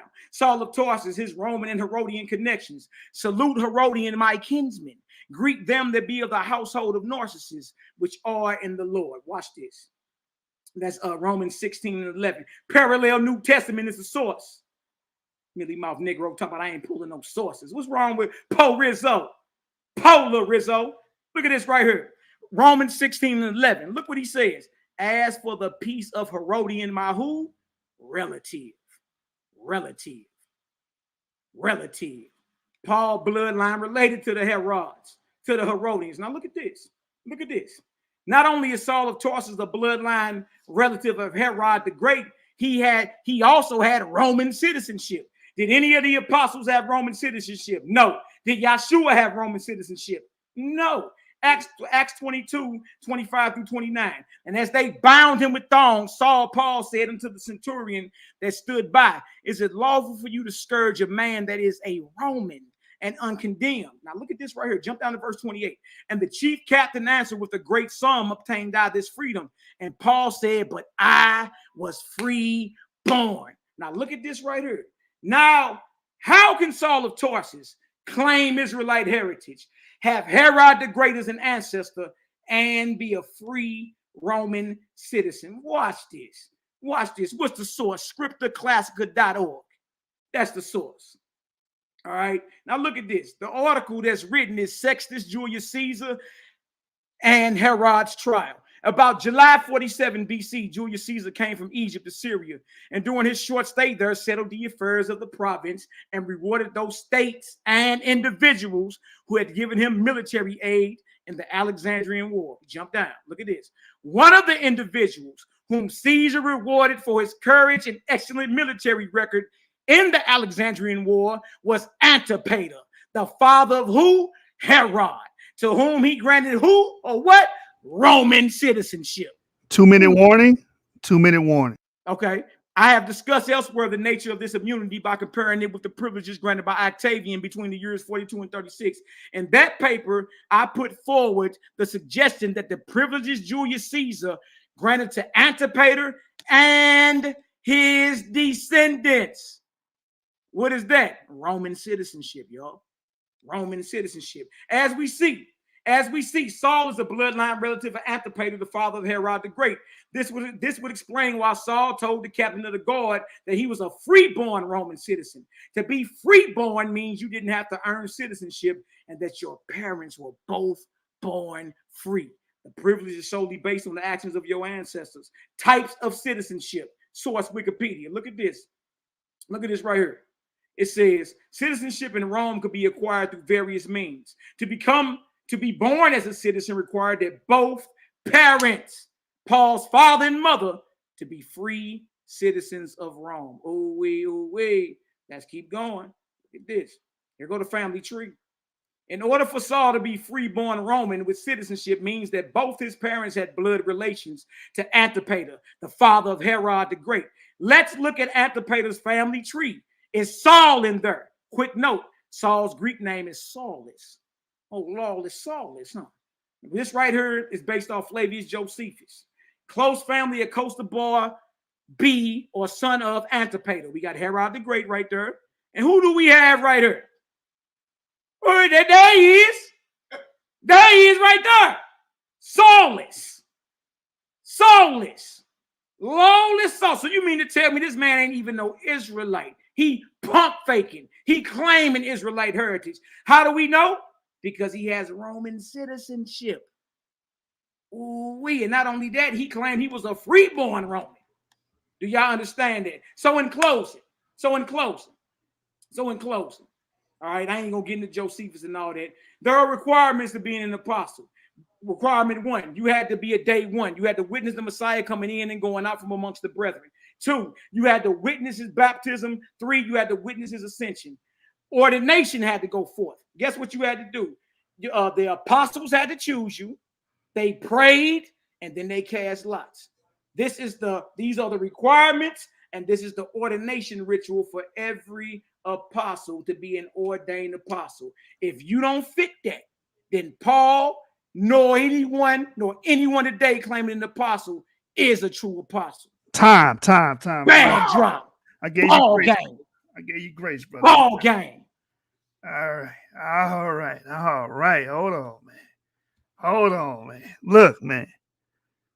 I just need a time. I just need some time. Hold on. Collect my thoughts here. This brother ain't playing no games, man. I went in there and grabbed my damn belt. I said, hold on, this brother ain't coming from my belt. He been, nope. We ain't having that. The brother is coming in, swinging hard. He trying to land every blow. He's saying Paul, not only is he questioning Paul's apostleship, he's questioning his kinship, his bloodline. Oh my God. Ooh, can I get that? No. Yo, Man, Jeremiah, this brother didn't put Paul on trial all night, brother. All night. Yo, man. Listen, man, this final round is about to be it, man. Right? Question and answer segment is going to be very interesting, man. Hope you judges paying attention. Hey, Mally, man, you got some talking to do, brother. Don't think for 1 second. Okay.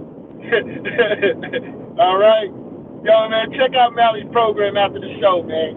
It's on you, Joshua. All right, all right. Proorizo, are you ready, brother?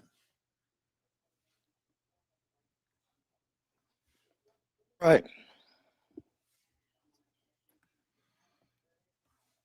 Proorizo, are you there? Let's get it.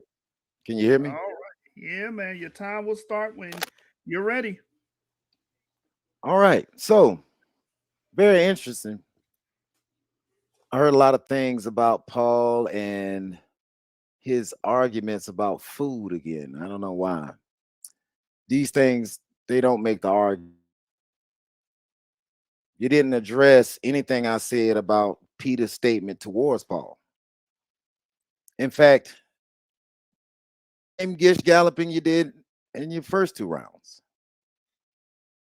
No evidence. What makes Paul a false apostle? Nothing. Just he jumped rope, he drank water, he got tired, he wiped off, he started sweating, he went to sleep, he got up again. I'm dead, I'm alive, jump up, jump down. Witness. I don't see none. It sounded good though. A lot of punching and swinging, but no hardcore hits.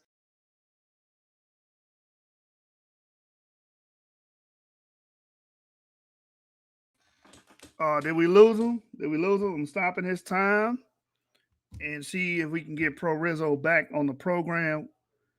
There he is. There he is. I know the brother is going through a storm right now. All right. All right, brother. I paused your time, brother. I paused your time. Yeah, that's cool. I appreciate it. So as I was saying, yeah, we having a little bit of a anyway. So I want to share my screen here because this is really ridiculous. I've heard nothing that deals with any witnesses. I mean, homilies may be, but come 1600 years later. You said 1600 years ago. No, 1600 years later, after the first century. You definitely over embellished on that one, didn't you? But we'll pick that back up in the crossfire. All right, so let's deal with some things here about this argument about Paul, because you say a lot of things. And you said something about Peter too, which I don't know why you shouldn't have done that, but Now Peter, as I stated, he says that Paul's writings were twisted. A lot of people, we read what Paul says, and then, we come back like Thomas Jefferson and some of these other people, some of these scholars, and I have a few names out here I might want to mention, but you just have an opinion. And usually the critics of Paul come with a lot of opinion. No hardcore evidence. Like if you're a false apostle, there's one common denominator I think we all can agree on, even yourself. I think the truth is they lie. They lie. They tell lies. I mean, how about that? I've not seen one lie nowhere in any of his epistles. But we'll deal with that. But since you mentioned Peter, here's some scholarly opinions about Peter. This is from the ISBE, the International Standard Biblical Encyclopedia, just to name a few names. The ancient opinions. The great teachers and scholars of Eusebius, St. Jerome, Athanasius, St. Augustine, Epiphanes, Rufinus, and Cyril received it as genuine. It's concerning your statement about Peter's letters. Ouch. It's got to bite a little bit. The Reformation of Erasmus rejected 2 Peter. Luther seems to have had no doubt of its genuineness, Martin Luther. While Calvin felt some hesitancy because of the discrepancies between it and the first. First and Second Peter. Yeah, they got on his grass about that. In the 4th century, 2 church councils, one Laodicea, circa 372, and the council at Carthage 397, formally recognized it and placed it in the canon as equal in authority with the other books, with the writings of Paul. Those 13 epistles? Yeah. The question was never about Paul's authenticity when it comes down to his. But you questioned Peter when I brought that verse out.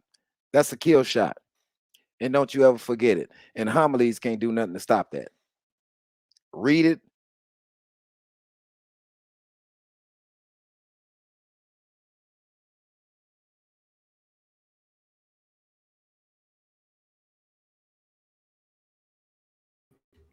All right. I think he's frozen. I paused this time at 5 minutes and 6 seconds.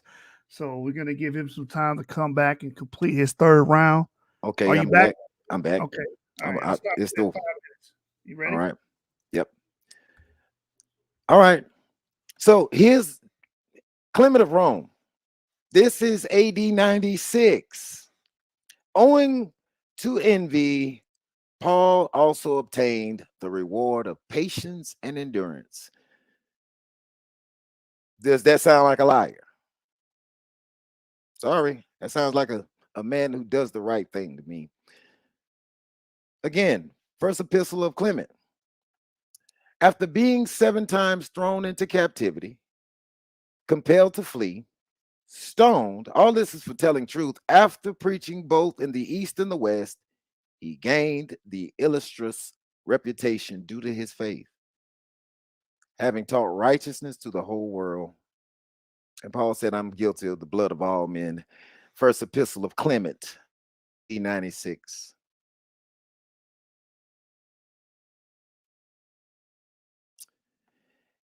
This is, and I could go on with that, but let's move on to something else.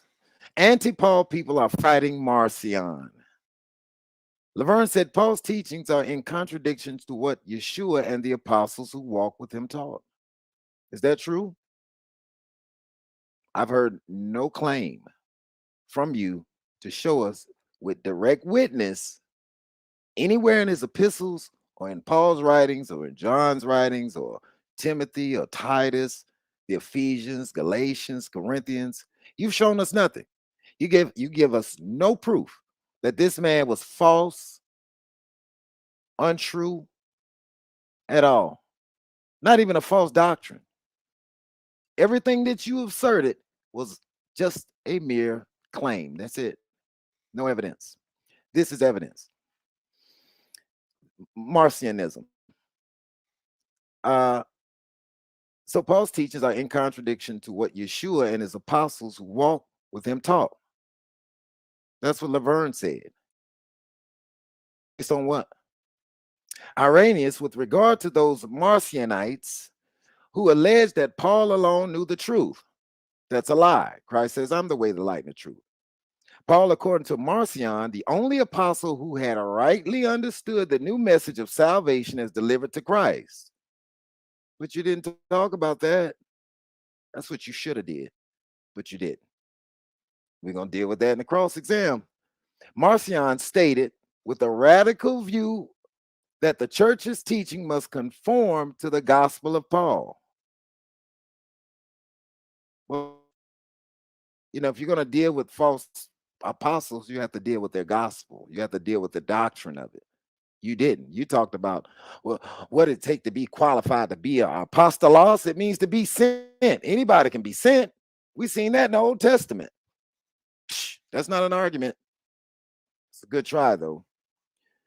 God's specific direction for the church are found predominantly in the 13 epistles that God used Paul to pen for the church age.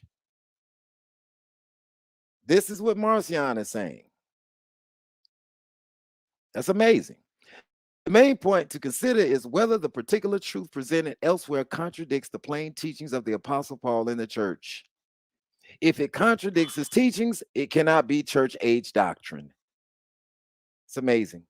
He believes Paul wrote the epistles, but his argument is it's really moot. Where's the evidence? That's probably what you should have gave us. Enough with that. So let's talk about things that, let me stop screen share here.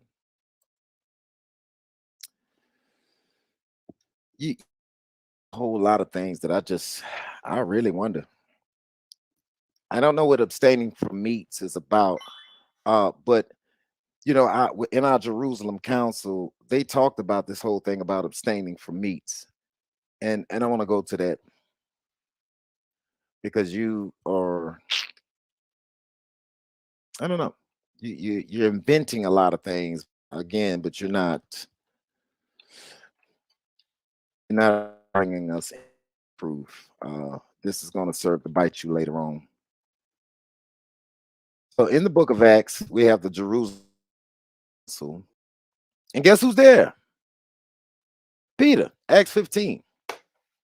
Acts 15. I'll share my screen now. So let's go through this. When you gish gallop like that, the way you do, all you do is just give a false impression that you are actually making a solid case, and you're not.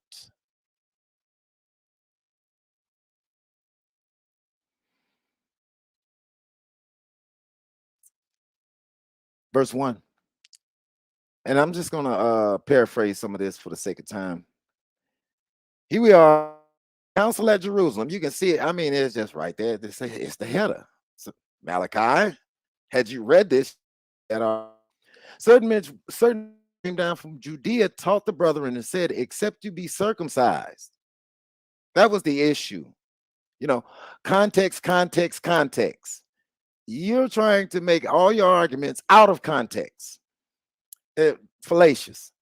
Except you be circumcised after the manner of Moses, you cannot be saved. Did Paul preach you had to be circumcised to be saved? No. That's the Pharisees, certain Pharisees. So when Paul and Barnabas had no small dissension and disputation amongst them, they determined that Paul and Barnabas and others, certain of them, should go up to Jerusalem unto the apostles and elders about that question. Here's a real big dagger for you. What apostles are we talking about? You mean Peter, John, and James, and Bartholomew, and Thaddeus, and all these other apostles that are already mentioned? The 12 that Jesus actually sent out, the other apostolos, and being on their way by the church, they passed through Phoenicia and Samaria, declaring the conversion of the Gentiles, because Paul is out there on his missionary journey, preaching to the Gentiles, and they're converting, they're believing Paul. And they cause great joy unto all the brethren. See, Paul's a false apostle. That's what you say. He's a false apostle. Really? The beloved brother Paul is a false apostle because you say so, twisting the narrative. So here they come to Jerusalem at verse 4. They came into the church, and the apostles and the elders, and they declared all things that God had done with them. Paul's still talking about Jesus. He's still talking about what God has done. What are you going to do with that? Ignore it? That's what you do. This is called cherry picking. You're suppressing some of the information or a majority of it, and then you create a whole nother narrative and spin it around. We call you people spin doctors. And when there was much disputing, Peter rose up and said, men and brethren, I want you to know that Paul is a false apostle. 2-minute warning. 2-minute warning. How come Peter didn't know Paul? Or did he know Paul? It looks like he did. That's where Paul is. He's amongst the apostles. When there had been much disputing, the men and brethren, they said, you know that a while ago, God had made choice amongst us that the Gentiles by my mouth should hear the word of the gospel and believe. It's not Paul, it's Peter. He started that. That's for all you brothers out there that think Paul is twisting the narrative. That's for all you people out there who think it's Paul who started churchianity. I'm sorry, it was Peter. God made the choice amongst us that the Gentiles by my mouth should hear the word of the gospel and believe. And he put no difference between us and them, and he purified their hearts. And of course, this whole section, if again, for the sake of time, if you read this, you'll see that it was Simon again. The same Simon that was sent by God in Acts 10 is the same Simon that affirmed that Paul was a dearly beloved brother, and people like to twist what he says because he's preaching the truth. And if we go down, we'll see the conclusion at the Jerusalem Council.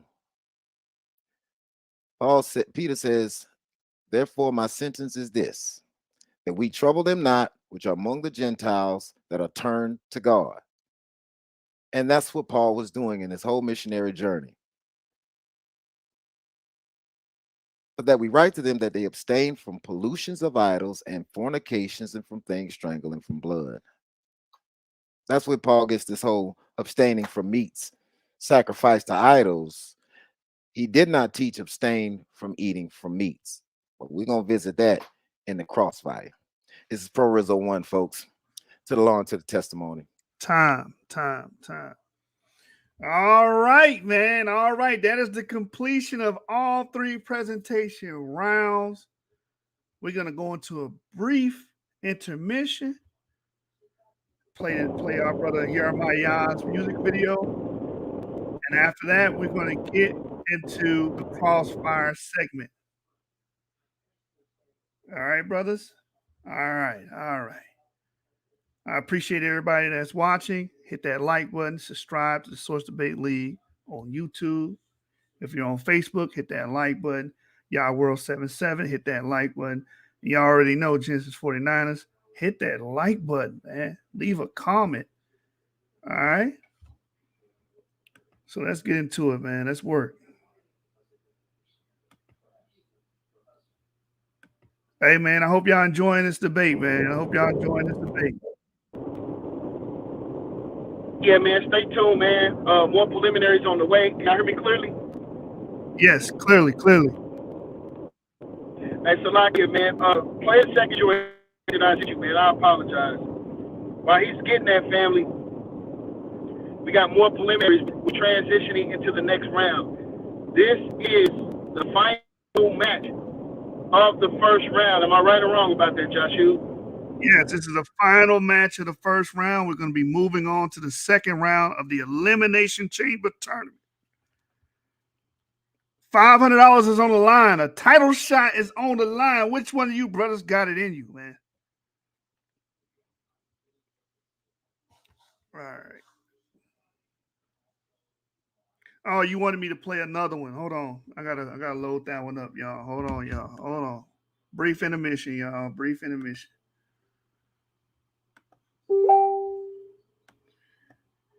All right, y'all. I appreciate every one of y'all. Appreciate the judges taking out your time from your busy lives and your families to be a part of this.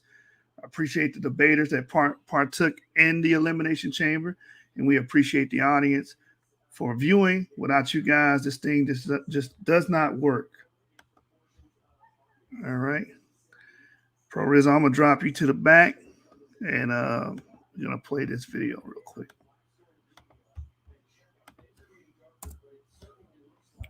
All right, here we go. Shout out to the Source Debate League, man. Shout out to NYMG. Shout out to all our supporters.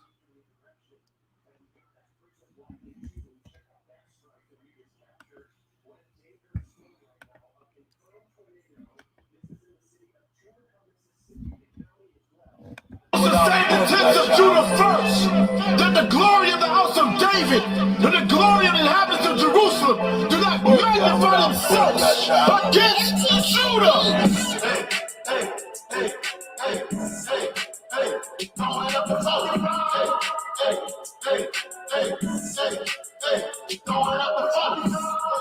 In the air just to let them know. Me and my Hebrew tribe, throw it up before. Throw your tribe in the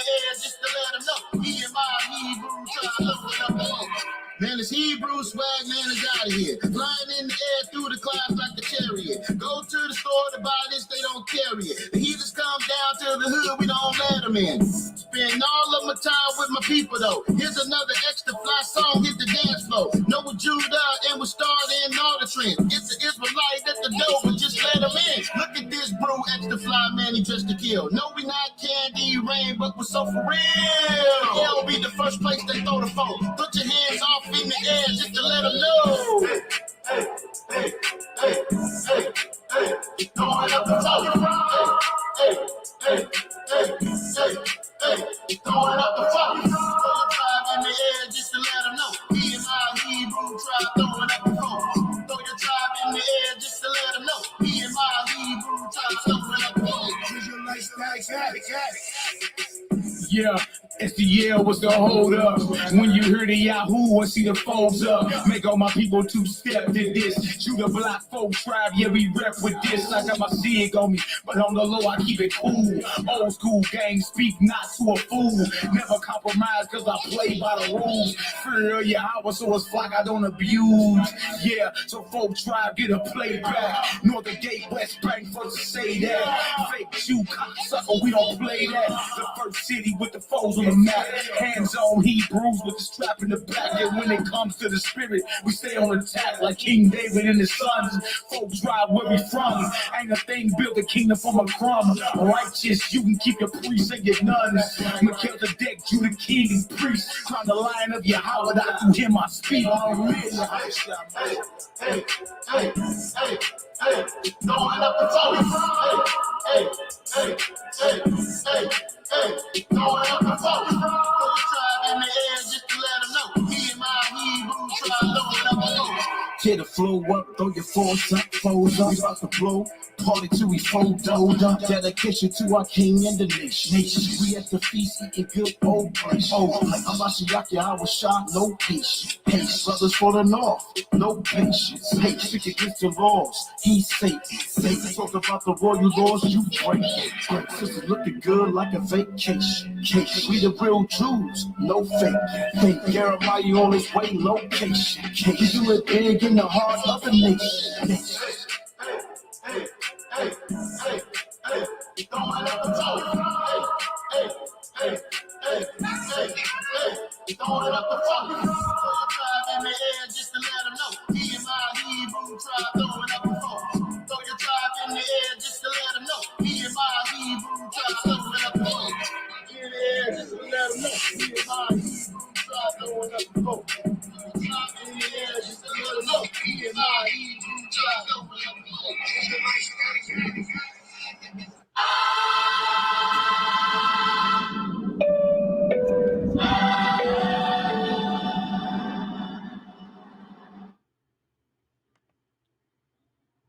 All right, man. I hope y'all enjoyed that. That was a brief intermission. That was a song from my brother NehemiYAH, the brother Malaki, Macabee, and YAH'KI.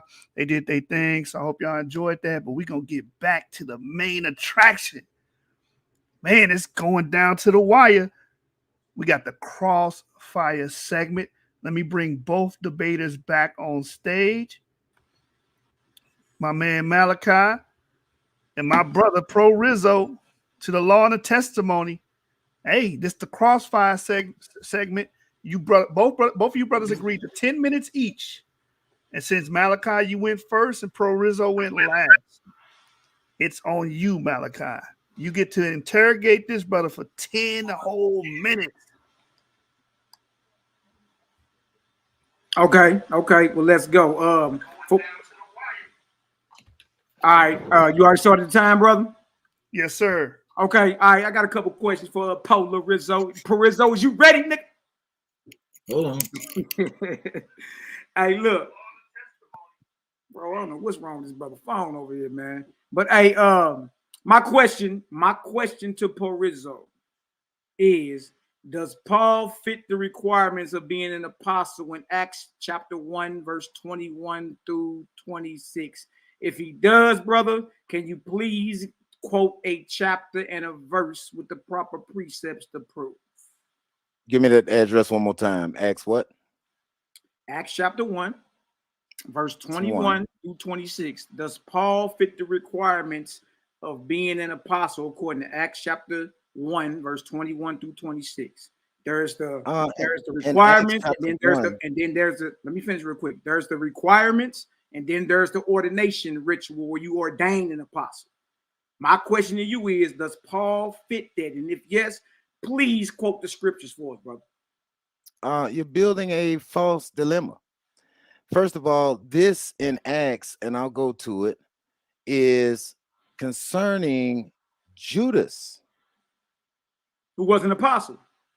Right. Well, Judas fell headlong and his guts burst in verse 18. See, the context tells you what this is about.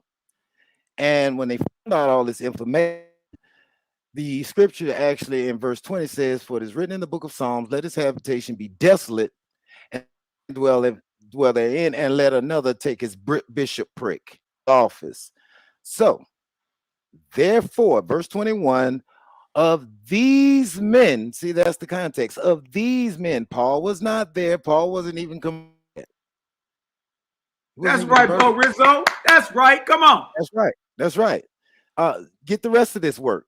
So of which of these men that have accompanied us, who was with us, who traveled with us from the beginning, from John's baptism, Paul don't even come into play till way later after Jesus had died and come back. Acts 2 already happened. Acts 3, Peter had already went to Cornelius, preached to the Gentiles. As I landed in my debate, this doesn't even concern Paul. This is what we call a non sequitur.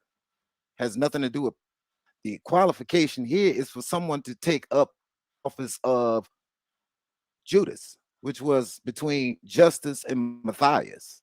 Okay, that's a good point. I mean, that ain't no good point. Next question. I want to eat all that ain't even no point, because trip off this. Judas is an apostle. And if you would have went strictly down from Acts 1 and 21 on down, it lets you know that Judas fell and that Matthias was numbered with the 11 apostles. They named that he may take part of this ministry and apostleship.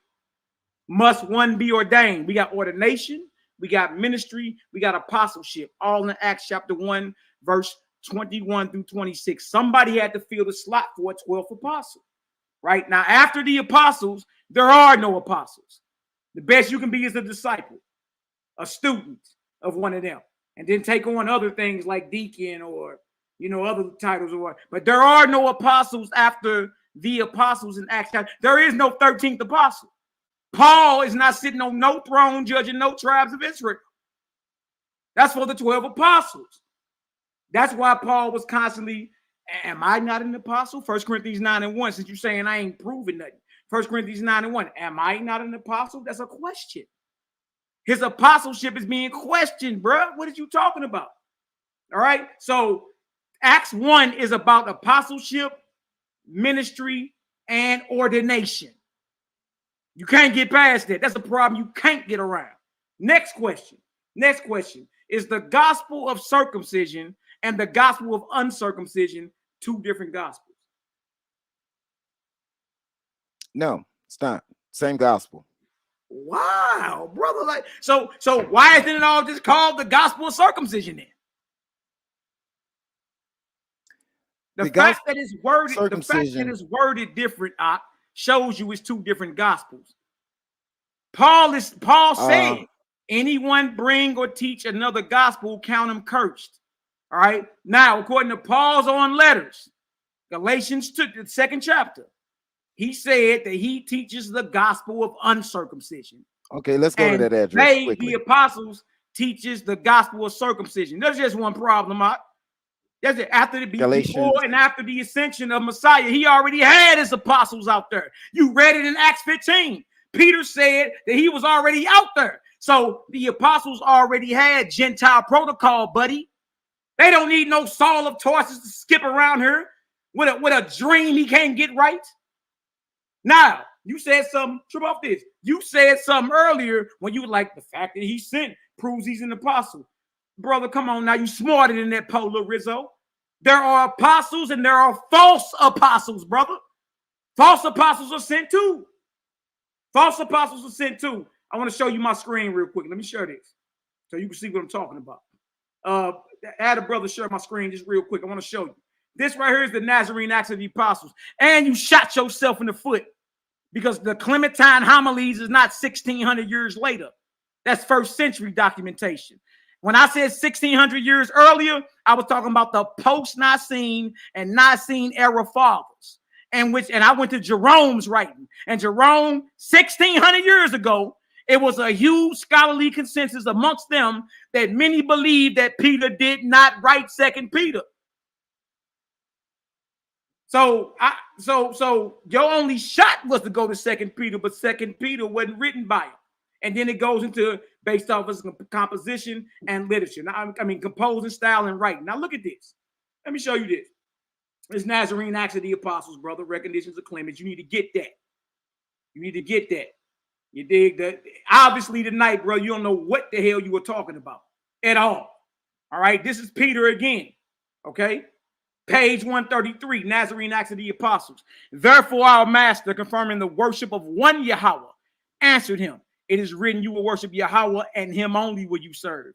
And he, the devil, terrified by this answer, and fearing lest the true obedience of the one and true Yahweh should be restored, hastened straightway, the devil did, to send forth into this world false Naveen, false prophets, false Shlikim, false apostles, and false Morim, false teachers, who should speak indeed in the name of Mashiach, Christ, but should accomplish the will of a demon. Look at this, chapter 35.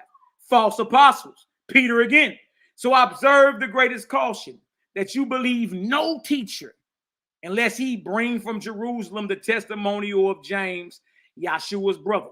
Paul did go to Jerusalem and get letters from James, but James told him what? Teach to abstain from meats offered to idols, from things strangled, from fornication and blood.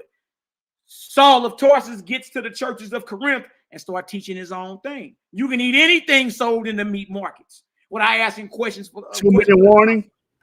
You say what, bro? 2-minute warning. Got you, bro. So look at this right here, Peter. So observe the greatest caution, that you believe no teacher, unless he bring from Jerusalem the testimony of Yaakov, James, Yeshua's brother, or of whosoever may come after him. For no one, unless he has gone up there, and there has been approved as a fit and faithful teacher for preaching the word of Mashiach. Unless I say he brings a testimonial from there, is by any means to be received. Paul's testimonial didn't come from Jerusalem. He went there, they told him what to teach, and then guess what he did? He busted a U-turn and started teaching his own thing. It's by any means to be received, but let neither prophet, Navi, nor Shaliach, apostle, be looked for you by you at this time. Besides us, for there is one Navi admit, prophet of truth, whose words we 12 apostles preach. For he is the accepted year of Yahweh, having us 12 apostles as his 12 months. So I just wanted to show that right there. Yeah, there are apostles, and yeah, he was sent, and yeah, he had a vision. Muhammad had a vision too. Constantine had a vision too at the Battle of Milvian Bridge. But we all know Christianity was started by a false god. So if it's all based off a revelation and a vision, that revelation got to be on one accord with those Yeshua already set up to run his mission and control his legacy. And them, his brothers and his disciples who became apostles. Bag drop. What is you talking about, boy? Ball game. You ain't came out with nothing.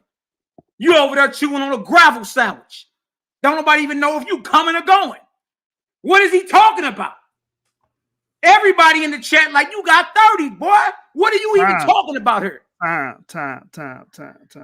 Just want to remind the debaters that this is your time to interrogate by asking questions.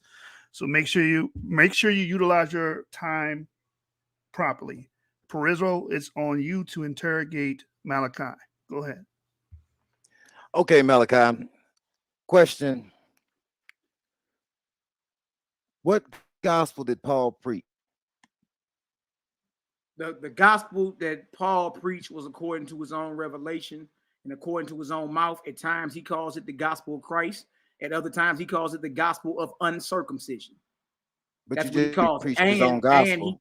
And he goes as far as to cursing and pronouncing the judgment of castration on anyone pushing the doctrine or the gospel of circumcision. That's Galatians 5 and 12. Are you not familiar with Romans? So you're not familiar with Romans? I'm just saying, let me finish answering real quick. You asked about Paul's gospel. Paul's gospel is referred to about his gospel of uncircumcision and the gospel of Christ according to him. Okay, thank you. That's what I needed to know. Did Paul preach the resurrection? Yeah, he preached resurrection. Absolutely. Okay. Did Jesus preach resurrection? Mm-hmm. He did? Yeah. So you would agree that Jesus, when he tells the woman at the well, I am the resurrection, when he tells Martha that? That's what it says. I got so Paul biblical preached the narrative. resurrection record. And Paul preached the gospel of salvation as well, correct? Yeah, he did, based off his own understanding. Okay. Did salvation Jesus without do healings? Hold on. Salvation without works. That's what he didn't ask about works. Didn't ask about works. Didn't ask about works. You did, but that's his doctrine. That's his gospel. Did Jesus do healings? Absolutely. Are you familiar with Acts chapter 19? God wrought special miracles by Paul. Mm-hmm. Are you familiar with that? Yeah, no doubt. No doubt. Okay, and are you familiar that from his body were brought unto the sick, the handkerchiefs, aprons and diseases departed from them, and evil spirits went out from them? Mm-hmm. Absolutely. You are familiar with that? I'm familiar with that. It's written that Paul did miracles. Right. Paul did miracles. Paul did miracles, but trip off this. So did the warlocks in Egypt. No man is to be worshipped. Not talking about warlocks. I know. You're under interrogation. I'm saying just because a miracle was done don't mean a man is interrogation. You're under interrogation. It's my time to ask questions. Your time to answer. Are you familiar that certain vagabond Jews, exorcists, took upon them to call over them which had evil spirits in the name of the Lord Jesus, saying, we adjure you by Jesus whom preach it. Here's the question. Is that a sign of a prophet? That Jews and other vagabonds would actually appeal to Paul's authority and his fame and his reputation. Are you aware of that? Brother, I know the scriptures well. Yeah, absolutely. You know the scriptures. Is that the answer you're going with? You said, am I aware with it? Yes, I'm aware. Are you aware that the sons of Sceva tried to cast out a demon or devil 19:13-20 in the name of Paul?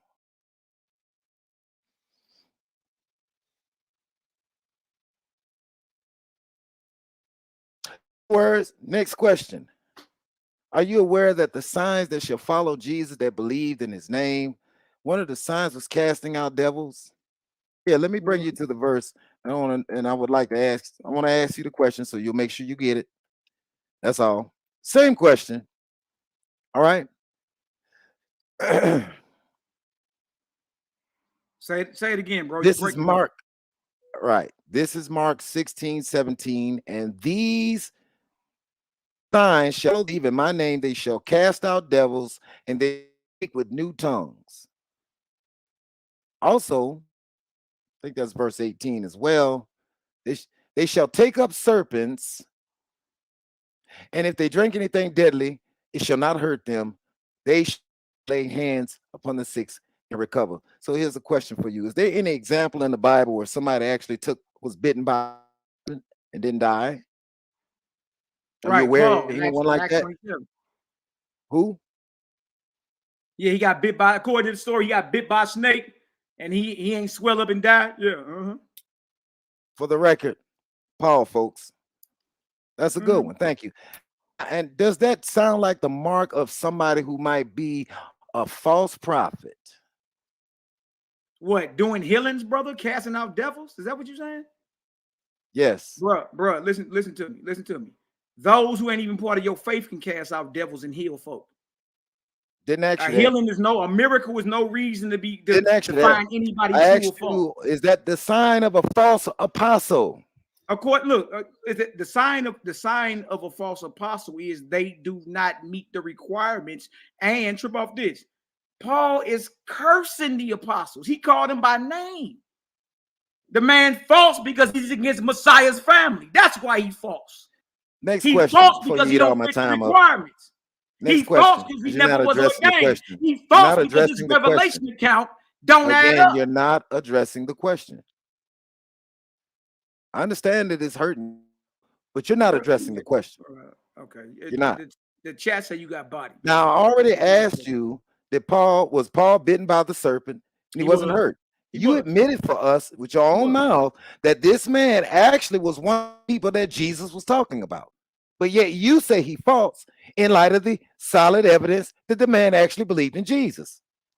Question. Yeah, a false apostle. Does false prophets believe in Jesus? Do a false prophet believe in Jesus? Do a false prophet believe in Jesus? There are Does a plenty false prophet prophets out here actually who believe claim- Jesus? There are plenty Yes of or false no? Do false prophets believe in Jesus? Yes. Yes. There are plenty of Could false you prophets. name one of those false prophets in the Bible that believed in Jesus? You say who? Can you name a false prophet in the Bible that believes in Jesus? Can you name us one? Give us one name. Yeah, Saul of Tarsus. And could you point to us the lie that he showed us? Because you hadn't done that this whole debate. I can. Drop that. Let's Give go us to the Galatians verse. 2. Bag drop, boy. I'm about to body your ass. Bag drop. Go to Galatians I need the 2. address. Matter of Galatians fact, 2. excuse me. Watch it. Let's go to Acts 15 first. I want to share this with y'all. I'll show you where he lied at. Acts 15 too. No, we're gonna go to Acts 15 first. Acts 15 and 29. Yeah, you called for that early, and I'm like, he don't even know. Then Paul is in his stuff talking about. Proorizo has to allow you to do that. This is his interrogation. Oh, okay, my bad. He has to allow you to go into a scripture, whatever. He has to control. Okay, well, look, let me explain where Paul was lying at then, and then maybe he can go ahead and look it up. Okay, now Paul's version of the Jerusalem assembly in Galatians, the 2nd chapter, and what went down in Acts 15 at the Jerusalem council don't line up at all. Trip off this. You read earlier in Acts 15, right?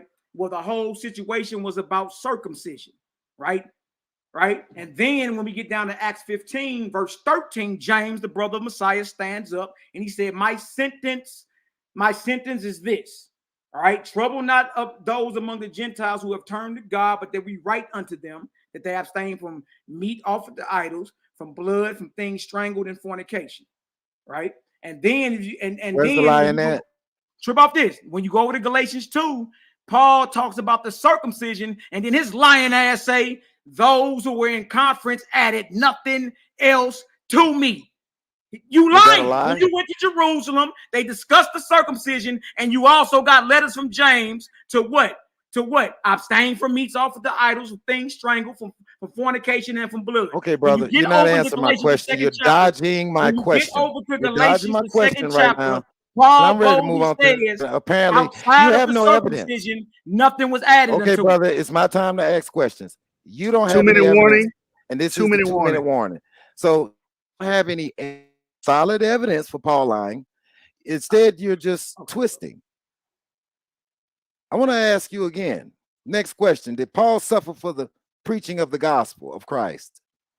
Yeah, he definitely suffered. James was sending men at him and all that. Yeah, does Jesus himself preaching his version of Christ? Bro, question. I don't want you chewing my time up. Yes or no?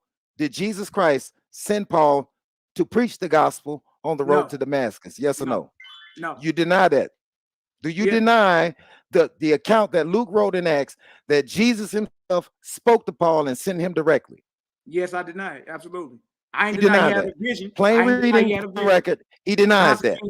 You have to deny it to make Paul a false apostle, which you say one of the requirements is that he had to been with Jesus, and he was with Jesus. Do you deny that Paul actually encountered Jesus? Do you deny that too? So you deny the record, right? Bro. Yes or no? Paul on record. Do you deny the record? Just a yes or no. Acts chapter 9, verse 7. Do you deny the record? Yes or no? And Acts 26 and 14. Malachi, the road to Damascus. The question, Malachi. Do you deny the record? Yes or no? His whole claim to being an apostle was based off that revelation. You went to Acts 26, but you didn't go to Acts 22. That's not what I asked you. You're running from my question again. You would have knew it had holes. You're ducking and dodging. You have to answer the question, brother. You must answer the question. Are you flat out the book of Acts, which was written by Luke? Second eyewitness test. You say it again. Just a yes or no. That's all. That's all we want. A yes or no. You Ask. just flat out deny the book of Acts in the 15th chapter, which was written by Luke, according to scholars, penned by him. Do you deny it? Just yes or no. The book of Acts, chapter 15. You Acts all night. I've been quoting Acts 15 all night, bro. I don't deny Acts. So you're cherry picking, correct? No, I'm not cherry picking. I'm showing then do you deny it? 3 stories about his conversion has holes in it. He don't know if he only heard the voice of Jesus. You're cherry picking the book of Acts, and you only suppress the information that seems to fix your position. Light only surrounded him. You're contradicting the position. Surrounded all of them. Why you cherry pick the book of Acts, folks? And that's the issue. Time. This is the elimination chamber. 30 ball, boy. This is the completion of the debate. Both debaters completed it. Both debaters did well, but this is what decides the victory. All right? This is what decides it, man. I don't want no brother hitting me up in my phone, my Facebook saying, hey, nah, man, nah. Hey, I want to hear that. We got 3 judges, non-biased judges from diverse backgrounds. They're going to judge this thing based on the arguments given and on the presentation, not on presupposition. So I'm going to drop both debaters down.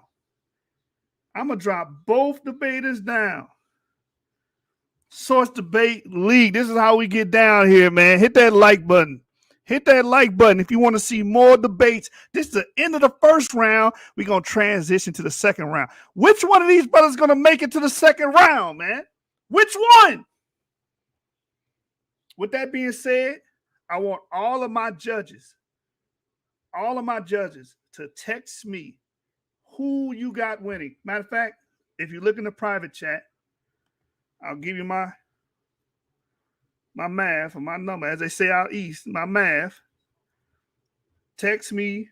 And the reason why I'm doing that, because one of you brothers, one of the judges, I don't have your Facebook information, right? Send me your pick. And after you guys send me your pick for the winner, I'm going to call on you to explain why you picked your winner, okay?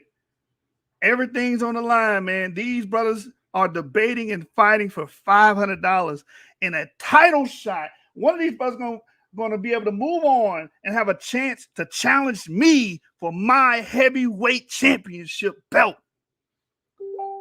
So it's all on the line, brothers. If you don't have my Facebook, there's my phone number there. My Gmail is here. Send me your pick.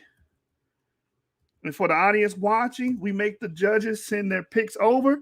That way, while they're explaining, they're not influencing another judge to change their pick, right? We want you guys to really pick the winner based on the performance and presentation that you guys witnessed tonight. We want it strictly on that, not on presupposition, on presentation, on the brother's performance tonight. So let's see what we got here.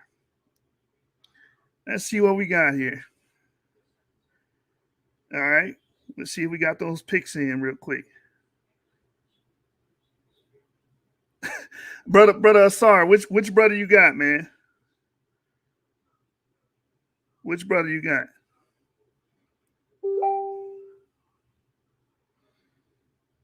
All right. We're waiting on Carlos. Carlos, either email me or text me your pick. Asar, what brother do you have winning? I'm waiting on you to name the brother that you got winning. Carlos, I'm waiting on you to give me your pick. All right. I got Carlos.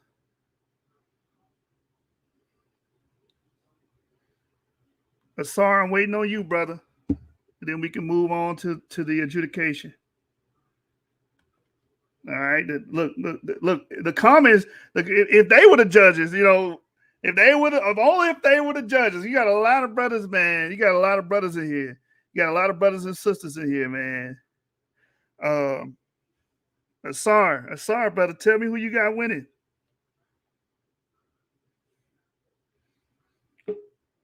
I'm waiting on you, brother.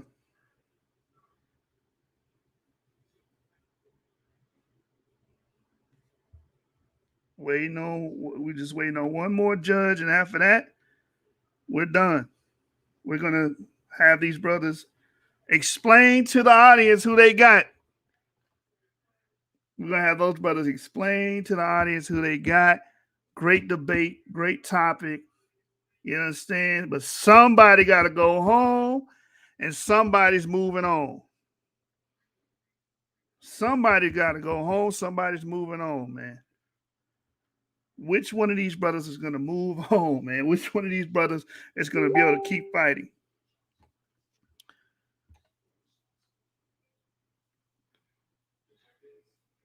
You know what I'm saying? Hey, man. Hey, man. Y'all know how we rock here, man. All right, we'll go to my brother Asar first. Let me go to my brother Asar. Hey, this is where it counts, man. This is where it counts.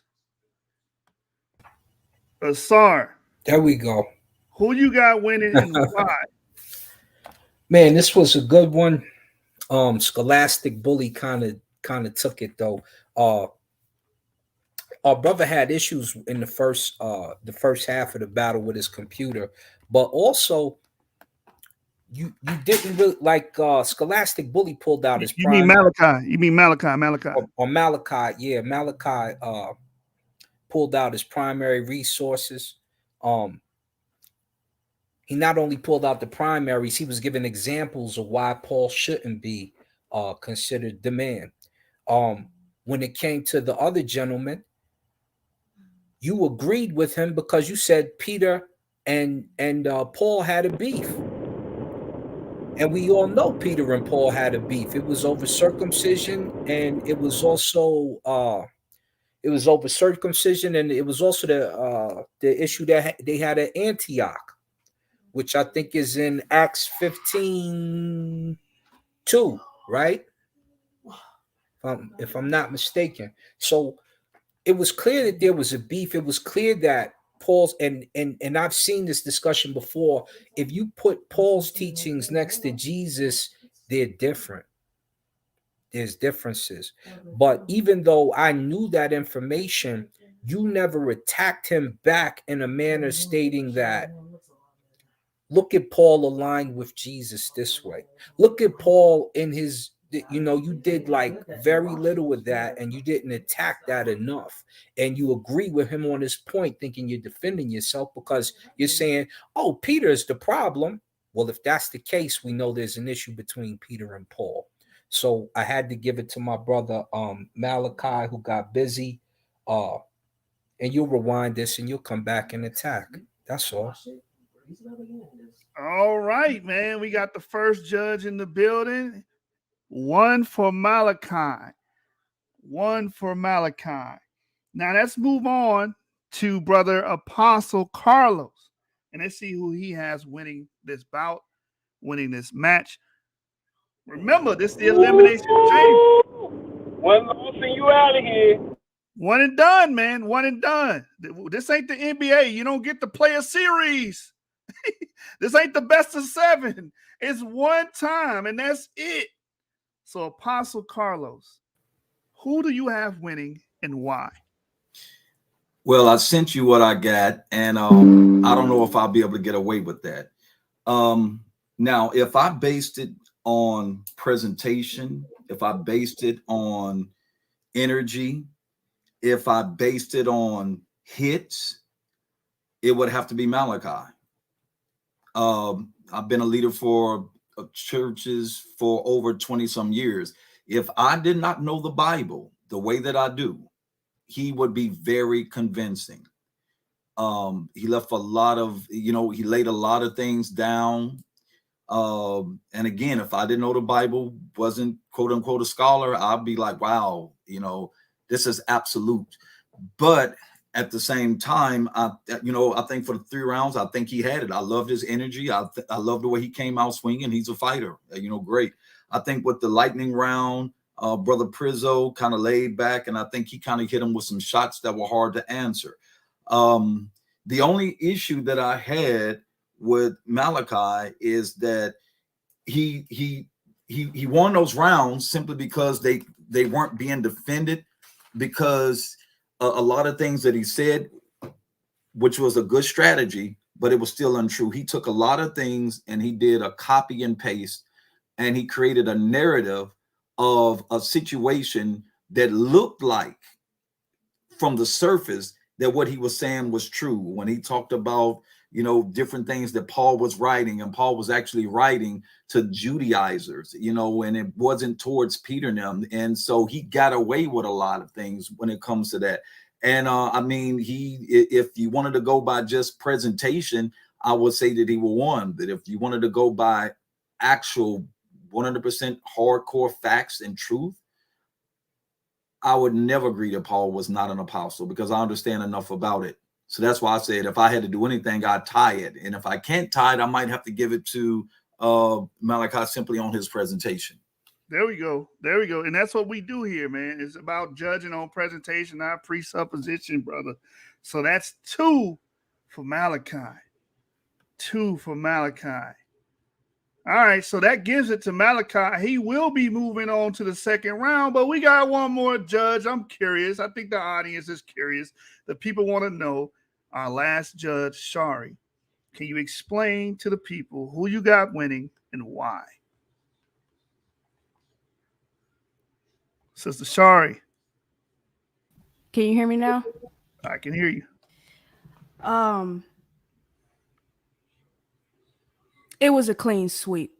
Brother Malaki took this debate strength only on his presentation. I don't agree with his premise, but on my scoring rubric, he racked up the most points based off his presentation. He collected a body tonight, really, and I really enjoyed the energy. The only thing, there's a lot of critiques that I could go into, but the only one that I'll point out is that Q&A.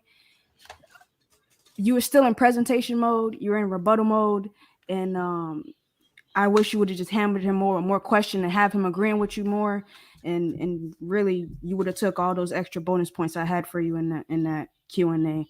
Proorizo took all his bonus points in the Q&A, but his first round really hurt him on my scoring card. But congratulations to both debaters.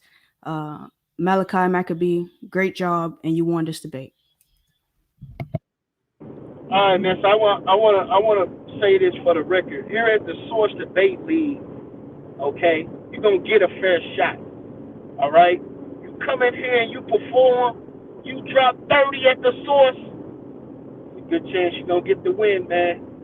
Shout out to brother Malaki Macabee, man. My brother held it down. I'm still extremely anxious to lay the smack down on your candy ass. Don't think for 1 second I'm gonna say only by Malaki and let you get away with this, brother. It's on you, Joshua. Man. Malaki, after that first round, said, "Oh hell no, this brother got me messed up, man. You trying to come? What are you doing here, brother?" This brother was speaking with such confidence. I thought this brother was coming directly for my belt, man. I was like, is this brother challenging me? I got up real quick and started making rounds. You hear me? I was like, let me open my PowerPoint. Let me open my PowerPoint, brother. What's wrong with you? You think I'm gonna sit back and let you say that? Nah, man. This brother challenging me now. That's how I thought. That's how I was thinking, man. But that brother came with the fire. He came with the passion. The brother presentation was on point. And the judges, they picked who they picked, man. They picked who they picked. Man. Look, man. Yeah, hey, man, look, that's what it's all about at the end of the day, man. Shout out to the judges, man. We really appreciate y'all, man. Y'all taking out y'all time to listen to these debates, man, and judge honestly and fairly, man. We appreciate that. You guys are a big part of the reputation that we have here at the Source for giving brothers to be able to come in here with their understandings and their ideologies and put forth the presentation. It's not based upon our own personal bias. You're going to come in here and you're going to get a fair shot, man. So, Joshua, man, any last words from Brother Proorizo? Yeah, let's bring Proorizo up. Let me drop a judge, and let me bring Proorizo up. I just, you know, I had some words from Malaki myself because I felt threatened. You know what I'm saying? Hey, that man got you turned up. They got this man, Josh Shooter, turned the camera on. I'm like, nah. We ain't taking that. We ain't taking that, brother. Don't make me pull out this PowerPoint on you, brother. You ain't taking this from me, man. This ain't yours. You hear me?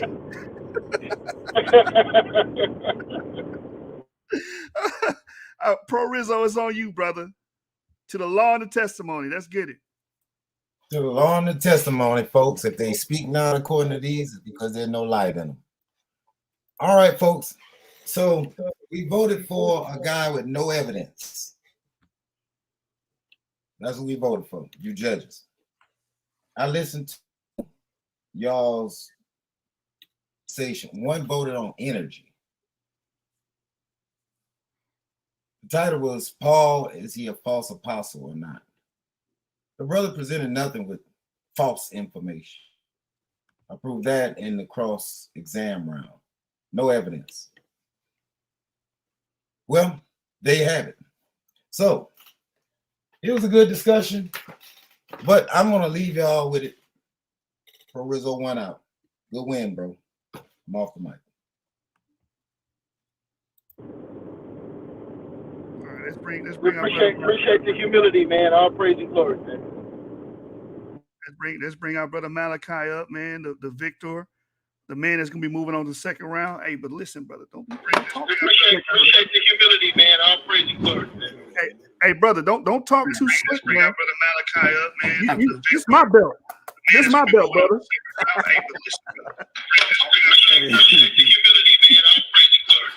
Hey, man. Hey, brother, don't talk too slick, man. Malaki up, man.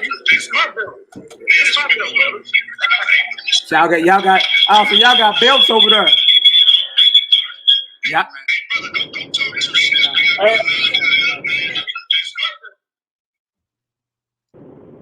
You got background now. Hold on. Can y'all hear me? Yeah, we can hear you. Okay, yeah, y'all got belts and shit. I feel you, brother. I feel you, man. But look, I came and showed and proved. I told YAH'KI, I said, I'm about to 30 this nigga. I'm about to crown Saul of Tarsus as a false apostle tonight, and I did just that. You understand? I came out with this. I ran into a few Nazarites in the scenes roughly 2-3 years ago. Start getting a few different books and all that. Start studying and diving deep into the Bible, looking at certain things, and was like, good night. So from then to now, I dropped over 109 Nazarene editions on the channel, Honoring Humility STL. Shout out to Proorizo1, though. You know what I mean? It's really past him. YAH'KI should have been took this debate. YAH'KI, Mahara Call, Karata Zaya, 2 years ago. All this dropped in Israel, you dig? And I knew this day was coming. So since really nobody wanted to debate it, I just started loading up. You can come to my channel, Honoring Humility STL, and you can start at Nazarene Edition Part 1 and just scroll down to Part 109. You understand? Nothing but first century, second century, third century, fourth century, fifth century. Nothing but the testimonials of church fathers. You understand? Church historians testifying about the Nazarenes, the Ebionites, the Essenes, the original followers of the Messiah. You understand? You get into Josephus, he started digging a little deep down too. So I knew this day was coming, and since ain't nobody want to pop off then, I just loaded up because I knew it was coming. So you ain't heard nothing but a bomb from me. That's what happened tonight. Bombs away. Anybody got any questions? Email me at honoringhumilitystl@gmail.com. If anybody want to get into any type of special classes, because that's what I specialize in, first century messianic movement coming out of Palestine. Anybody want to get into special classes? Email me. Anybody want me to come and talk to your pastor, invite me up into in front of your church or whatever? Book me. honoringhumilitystl@gmail.com. And we can, arrange something to make it happen, man. It ain't no thing. You understand? Hey, we coming to bomb, and we coming to set the record straight. Saul has been crowned tonight. It's a false apostle. And if anybody else think they want it, tell them go ahead. Tell them their fingers ain't broken. Oh, bro, you got nothing to worry about, brother. You ain't got nothing to worry. You talk, brother. You ain't got nothing to worry about. I'm coming over there in just a minute, brother. I'm coming. Okay, I hear Jeremiah. Hey, Jeremiah. Hey, man, make sure you travel safely on that road, man. That's what you did, man. Come on home, man. I appreciate it. I appreciate the love, family. Hey, Jeremiah, where you want me to send them flowers, Hebrew? All praise, man. But I salute you, brothers, man. Right on for the opportunity, allowing me to come through and present. I have plenty more. That's a 64-page Google Doc, and I was adding more to it as well. You understand? So if anybody want to, I'm about to do a post-debate chop session over on the channel. Tap in. It's all good. All praise to the ever-present creator, the all in all. There always was, is, and never shall be, the mighty Yahweh. Malaki Macabee, I'm out. Dang, man. Hold on. Before you leave, brother, King Self is your next opponent, brother. King Self, man. The Texas Rattlesnake. Do you have what it takes to take down King Self, brother? I don't even know who. I mean, I know that, yeah, I met the bro on one of those prelims or whatever, but I don't know, like, I really don't know what he teach or whatever. Yeah, my field of study is first century Palestine. That's me. I sympathize with the freedom fighters that stood up against Rome. You understand? And the zealots and how they was protecting the household of David. That's me. Dead Sea Scrolls, Nazarene Act, all the above. You understand? So I don't know what we can chop it up and try to agree on a title, but I mean, we'll see. Hey man, Texas Rattlesnake, bro. Stone Cold Steve Austin. He said you ain't ready, brother. I'm just putting it out there. I'm just putting it in the universe. On the topic. You know, if he agreed to one of my topics, I'm gonna smoke him too. Oh man. He said you just a Hebrew, brother. You ain't ready. You just yeah, a Hebrew. Yeah, I'm more than that, RK. Hey, look, he felt that tonight. He felt that tonight. He's like, bam. Hey, look, man, you ain't taking my belt though, so I ain't worried about it. You know what I'm saying? What's up, bro? That first round, I was like, okay, I got to be a little worried, man. Hey, Joshua, man, you know it's all love, brother. You know it's all love, man. Hey, but you better watch your mouth, brother. If you make it all the way to the end, I got something for you, brother. Come on with it. Come on with it. Hey, guess what? You're gonna be the next 30. I'm a 30 ball your ass too. You can't 30 the king, brother. What's up, bro? All right, man. Great debate, brother. Great win. Source Debate League Elimination Chamber, the house where champions are made, man. Elimination Chamber, one loss and you out of here. $500 cash prize. We actually moving to the second round in the Elimination Chamber. This is where it's going down. Look, family, like, subscribe, right? Share the video. Share the videos. A lot of you vegetarian alike out there. I seen you in the comment section. Share the video, man. Much love all of y'all, man. We're tuning in to Source, right? Passover. This is Passover week, man. So y'all got with me. You understand? But we're gonna be right back at it after Passover, right? Peace and blessings to the family.